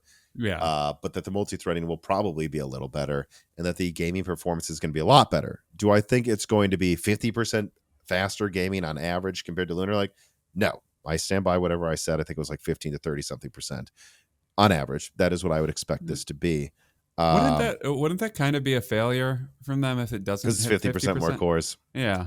Yeah, but it uses a 128-bit memory bus with the same RAM. So Okay. if you average it out, actually, it'll be a failure in my opinion, or disappointing if it's Sure. only 10%, 15% more in practice. Now, if it's at the upper end of 30%, honestly, it's fine. Yeah. It's about what you would have expected. I mean, think about Phoenix. What Phoenix was like 15% faster than Rembrandt, going from RDNA 2 to 3, same amount of cores. If that, like, so that wasn't that big of an uplift, so they're going to 50% more, and Strix Point was what, 33% more cores and a new architecture, and it got 33% basically more performance. So, but it also went to substantially faster memory than the previous gens, whereas this is pretty much the same. So yeah, if it's at the upper end, it's what I would have expected, kind of. If it's at the lower end, 15%, yes, that is very disappointing. But Okay. anyways, what do you think about Panther Lake besides the fact that it's now confirmed All Moore's Law has had leaks about it, including Cougar Cove, Darkmont, the core configurations, the low power island that we've been putting out for years. But go on. I mean, the thing I'm most looking forward to seeing, because overall, I mean, if it hits the performance they're advertising, great. I think this looks good, and I don't know. It also seems to be somewhat be a advertising event for 18A, but more than anything because that also needs to do well. But I do really want to see how the low power cores are actually utilized this time around, because last time we had those LPE cores, they were kind of just I don't know, waste energy cores. Again, they're good in Like, Lunar Lake, though. no, that's true. So, I So mean, with 4 of those, browsing, I don't know if that can get super long battery life. That'll be really cool. And I hope Intel's over engineering of their architectures finally pays off with not 1, but 2, but 3. Well, I guess this isn't 3 different architectures, but 3 different core types, 2 architectures. I hope it finally pays off for them. again, on the note of over engineering, like a lot of the consternation around if Zen 6 can really use these bridge dies and all of this packaging because it's expensive. The bridge dies that have been used, I believe, since MI200 with AMD, that will be used in Zen 6 costs less than the connections they're using since Meteor Lake all over their entire stack. So, like, that's how, just to put things in perspective, people, the things people were worried that would make Zen 6 expensive that they're only going to use for like, well, they'll use it for a substantial amount of the lineup actually, like, but they're only going to use it in a limited amount. Mm-hmm. They've been using this to connect like more expensive tech to connect everything in all of Intel client for years now. So like, yes, hopefully it finally pays off, as because it all sounds cool on paper, like backside power delivery, all this stuff. It all sounds cool on paper.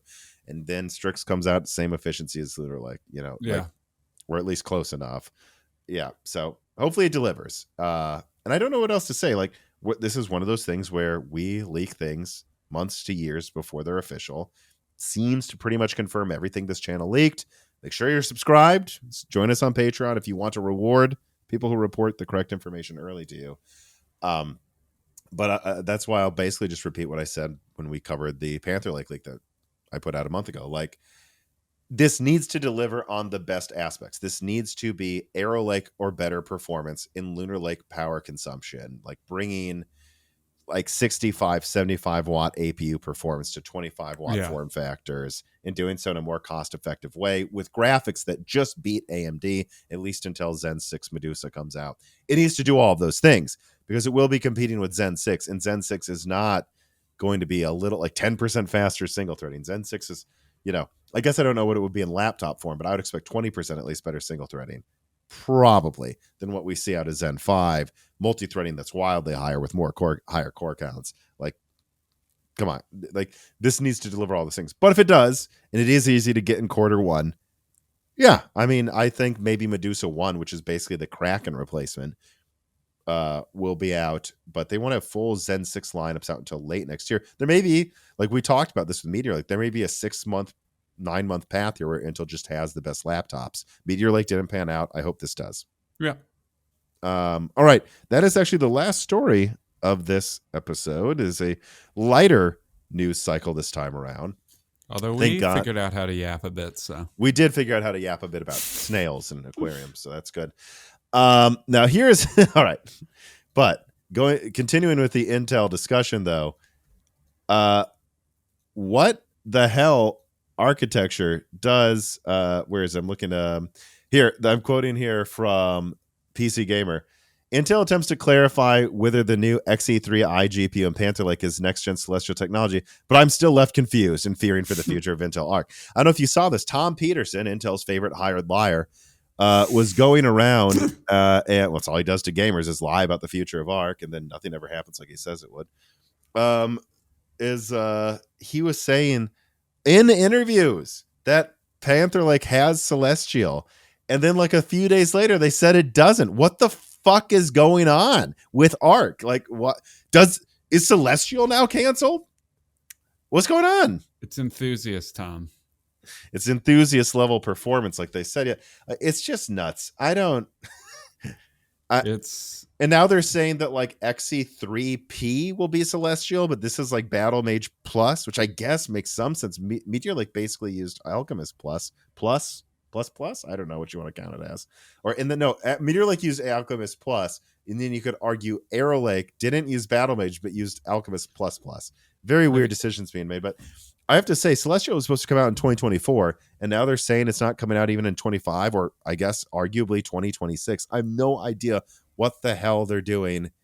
Um, have you ever like considered that architecture is in the eye of the beholder, Tom? I'm gonna be honest. This is gonna be it's the architectures we make along the way. Um, I'm gonna say this. It's probably a thing that I will cover in an upcoming leak. I actually do plan to have some updates about Arrow Lake and Panther Lake release dates and like when you can actually get them. I want to work on that next week, in addition to some updates about what's going on with Zen 6. As we'll get to in a second, there are some weird red flags there about that one as well for release dates. So that should be an exciting video next week or something. But before I do all the research, before I talk to all the people that will hopefully help me firmly answer this question, what I would say reading into this is Celestial didn't work and they were forced to use some half-baked half upgrade to it, or there was some major features that they didn't get working in Celestial cut at the last minute, and that's why they're calling this Battle Mage Plus. That's my guess is what's going, and that's a very, very bad sign if that's what's going on, because that tells you Battle Mage launched a year late. Celestial is not launching for 2-3 years late. Like this is, Yeah. and then that makes you go, is Druid ever going to come out if Celestial's a gen or two coming out like a gen after it should? Like, I mean that at a certain point, it's just they need to go dark and then relaunch they their need to change the graphics. entire branding of Yeah. graphics, I think. Yes, in like 10 years. Like, I don't know what this is, but this is just, again, to the people that say, Tom, you don't get it. They said it's not Celestial. Tom Peterson said it was Celestial after I put out my Or leak that said it was. So that means last minute marketing didn't call it that, but it is what they were calling Celestial. And that's so bizarre. it's Battlesta Mage. Don't worry It's about it. Battlesta. It sounds like an Eastern techno band. Yeah, we are Oh, we are Battlesta. Battlesta. We are Yes. opening for Sabaton. Yes. Good pull. Yeah, by the way, I'll apologize. Our Eastern European accent is just It's German. just German. Because we don't have a good Eastern European accent to do. So we just do a German one to us. Some might call that Central European, but Sure. who knows? Well, No, yeah. there's no way. There's no way to know where Germany is. There's no way we couldn't possibly look that up. This is the hard-hitting journalism. Please subscribe to the Patreon to support these. All right.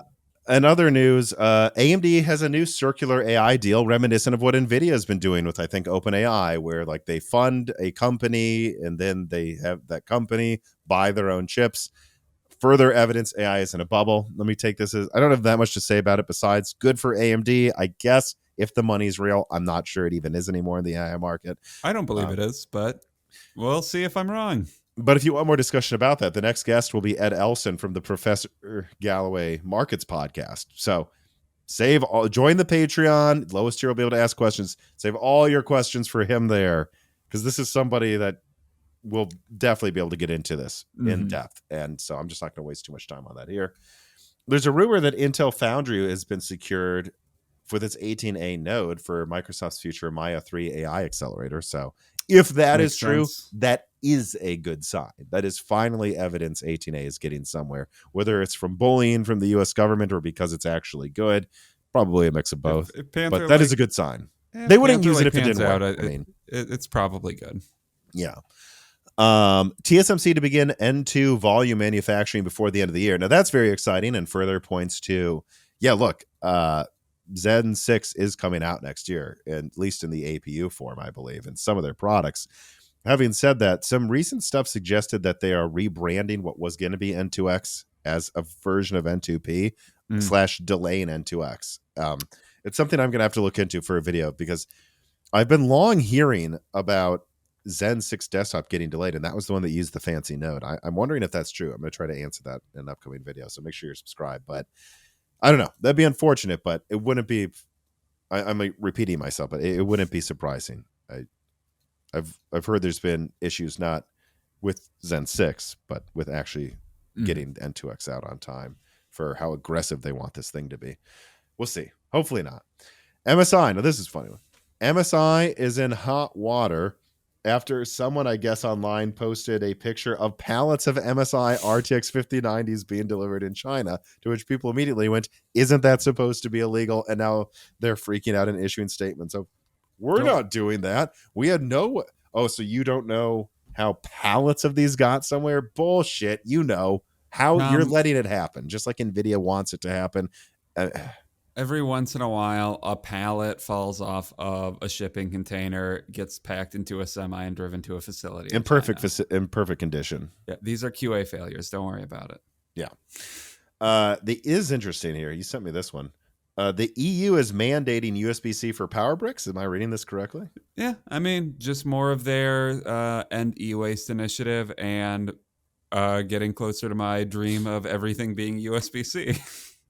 So does that mean, like, if there is a power brick on Magnus, it needs to have USB-C connect the brick to the console? By 2028. So I don't think that will get in by then, but we'll see. That's what that would mean, though, right? Is they would have to use it for the cords to power bricks. You can't just have another cord we throw out. Yeah, I mean, I think over time they want everything to be USB-C, so which I'm all for. Yeah. Now, this could have been a main story, but I didn't see anyone talking about it, so I just made it part of the write-up. 3-nanometer Apple M5 unveiled. Did you read into this thing at all? Yeah, so I was a little worried about it at first because like all they did was talk about AI in their little press briefer. And they didn't even do their vague graphs, which actually from Apple I tend to like because they don't lie about them usually. But I don't know. Then I saw some leaks came out about its performance, and M5 looks it's going to be single threading 15%, multi-threading 20% over the M4. It looks like. So is that what it is? Are you sure? Because I'm reading Tech Power Up. That's the leaks that I saw, and then the GPU. I saw some vague leak about it being like potentially 30%. So I don't know. No, but this is official. They just announced it. Oh, they did just announce. Okay. Yeah. No, they said this is 15% faster multi-threading, so close to whatever that leak was. And then graphics, it says, it seems like all they did is make the GPU bigger. And then better ray tracing. See, shaders, enhanced shader cores, achieving up to 30% faster performance compared to the M4, 2.5 M1. Who cares? Provides up to 40 using ray tracing. So ray tracing is 45% faster. Raster's 30.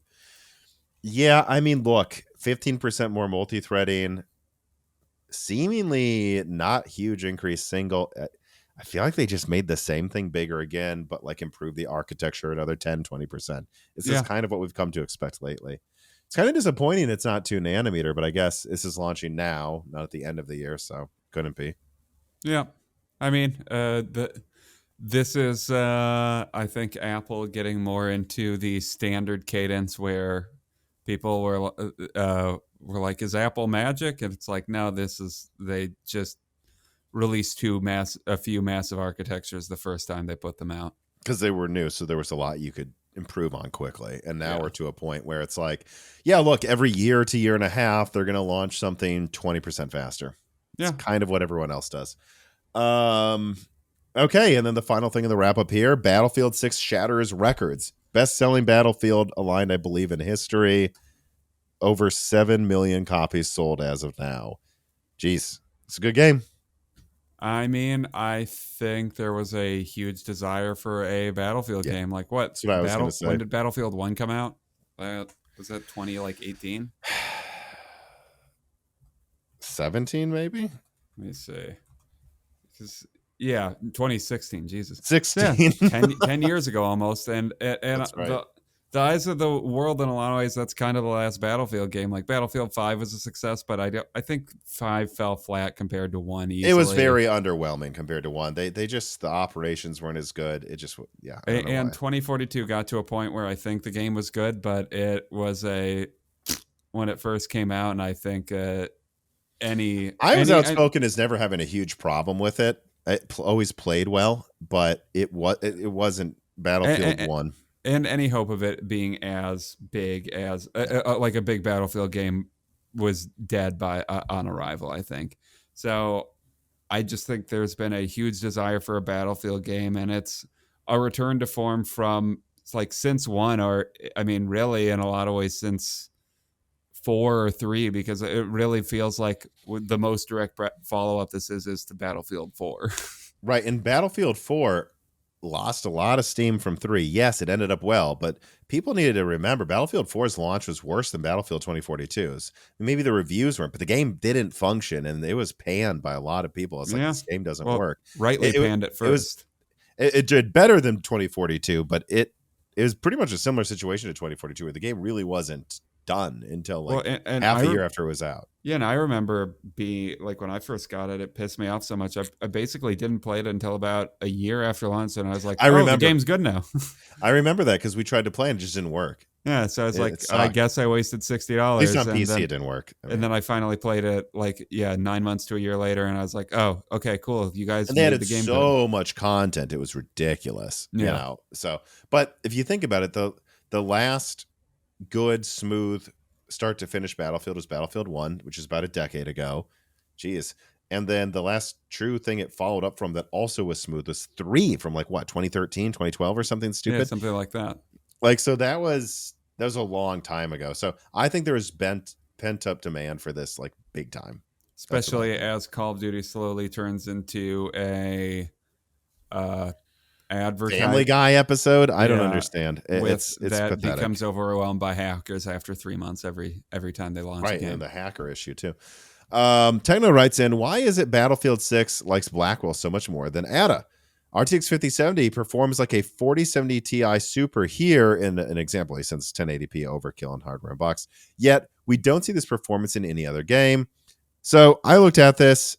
My immediate takeaway was, what's the bandwidth difference? Because if you say overall Blackwell's outperforming Lovelace, what does it really have? It's almost the same architecture, if you ask me. Well, what it has is GDDR7, and the 5070 has the same bandwidth as exactly the same actually as the 4070 Ti Super. So if it slightly beats that, well, same bandwidth, so it should be close to that.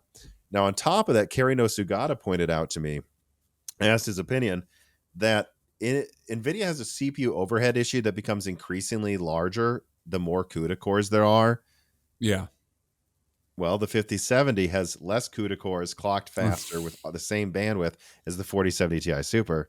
That might be why it matches it. That's interesting. In 1080p. If you go to 4K, its lead isn't maintained as well. I think it is there, but I don't know.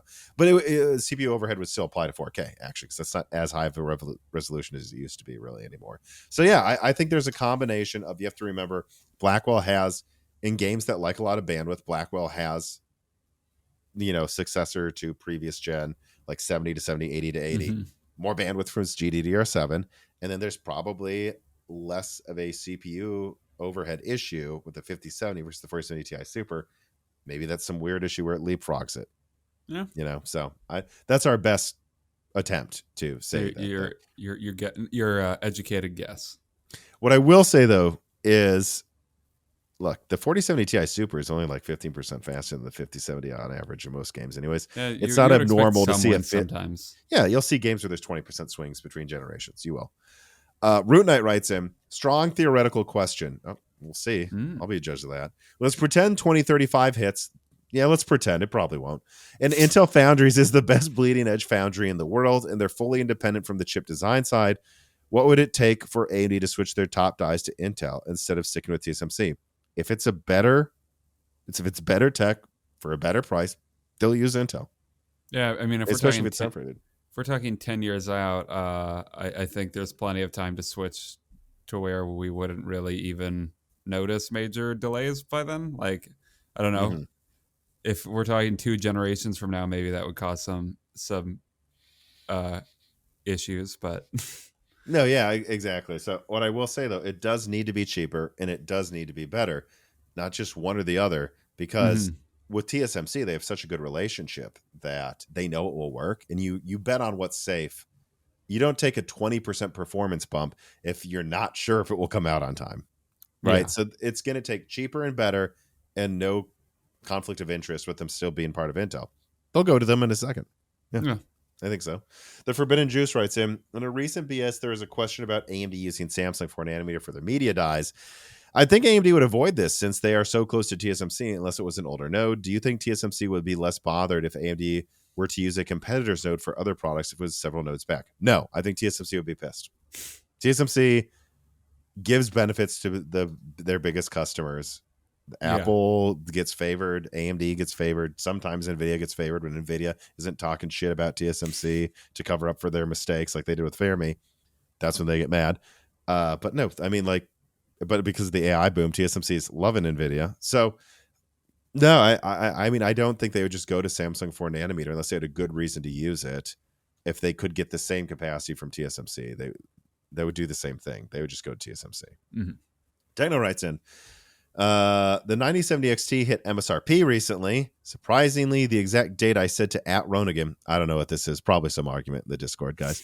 Do you think this is because NVIDIA cards are also at or below their MSRP? Yes. Like, and Blackwell was grossly overpriced. I'm sorry, the 9070 XT is better than the 5070 Ti. I would pay more for the 9070 XT. So if the 9070 XT, I mean, if the 5070 Ti then gets down to like $700, yeah, that's what's going to start pushing finally the other AMD card down. Yeah, I mean, absolutely. Yeah, prices of competitors push the prices of products down. Also, I mean, look, eventually this was always going to happen. I mean, eventually supply meets demand. This is the best selling AMD generation, I think, in a long time, if not ever. Okay, but you know that's eventually you're going to sell to the people that wanted it the most, and then you're going to have to hit MSRP to get it to everyone else. Mm-hmm. That's where we're at. Dead Eyes 117 writes in yet again and says, been thinking about how the industry might compensate in the future for Moore's law continually being more and more dead. One obvious route we are already seeing is having micro ASICs that handle common tasks at ludicrous efficiency, like a neural engine. I know common tasks, nothing uses it, but you get what I mean. But what do you think about the idea of having a chunk of the die be something like an FPGA, which can be reconfigured to be a pseudo ASIC for whichever task it could do better than other components? Could something like this make sense, or do FPGAs have too many inherent downsides? I've heard people bring up stuff like this before. I don't remember what guest was, Daniel Nenny or Dave Eggleston. Okay. So you guys can look up that episode of Broken Silicon, where I believe he, if I'm remembering correctly, he brings up FPGAs at some point in one of the times he was on. And like why eventually you might have reprogrammable FPGAs as a small node on different dies and stuff. So far we haven't really seen that yet. I think you will see some products have that. And I think he said you see a lot of special products already do that. But I don't know, like a 100 million sold APU, I feel like they're going to know what you're using it for and probably just use ASICs. True. I don't know what you think. No, I mean, that makes sense. Yeah. All right. Well, that is the last episode? reader mail, and my brain just stopped working. That's how you know it's time to stop, when my brain stops operating because I'm tired. When you glitch out, Tom just I glitch out. I always seem to glitch out near the end. But I almost just did it again. Let's end. Please make sure you are subscribed. Check right now. Are you subscribed? Have you rung the bell button? Give us hype points, like the video. Comment down below. I'm sure no one will disagree with anything we said in any part of this as usual. But joking aside, we actually are interested to hear what you say. So it does help the algorithm. So please do comment down below. And of course, another reminder, join the Moore's Law is Dead Patreon. You'll get access to early ad-free Broken Silicons at the proper tier, die shrinks. We just had a new one come out where I talk about like Medusa, Halo. I know it's not canceled, but I go into what I know about that, the 6060 and VRAM. These are bonus episodes that come out with me or me and Dan, me and a guest, multiple times a month. And then, of course, the lowest tier will get access to a lot of the old die shrinks, some of the new ones, and also can ask us questions, and you'll be able to ask Ed Elson from the Prophecy Market Show questions in a week. So join us there. Otherwise, Dan, any final words? I don't think so. Well, thank you for watching. Thank you for listening, everybody, and have a good rest of your week. Bye. This podcast was brought to you by the YouTube channel and website Moore's Law is Dead. Moore's Law is Dead and Broken Silicon are trademarks of their creator, Tom.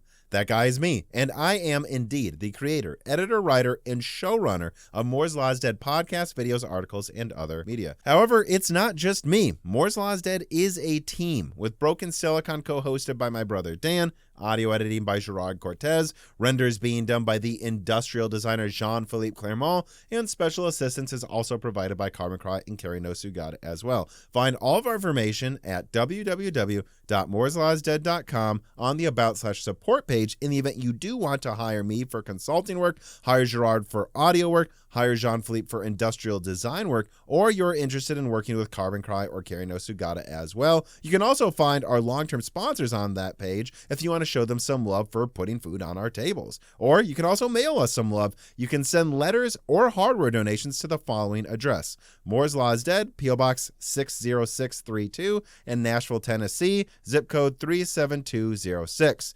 Although, to be honest, the best way to show Moore's Law is Dead some love is to support us on Patreon. Patrons are what makes Moore's Law is Dead content truly possible. Every month, and really every day, depending on who you're talking about, me, Gerard, Dan, and Jean-Philippe are working tirelessly to provide a steady stream of content that we could not keep doing unless we knew the work was possible without being reliant on sponsors dictating every little thing we put out. Don't get us wrong, we love our sponsors, but we love directly working for you, our fans, much more. If you have any extra money, even a couple free dollars a month, consider supporting us directly on Patreon. Those couple of monthly dollars will get you access to the exclusive podcast Die Shrink, voting on subjects of future podcast episodes, the ability to ask guest questions, and of course, access to the Moore's Law is Dead Discord full of like-minded people who I am sure would love to meet you.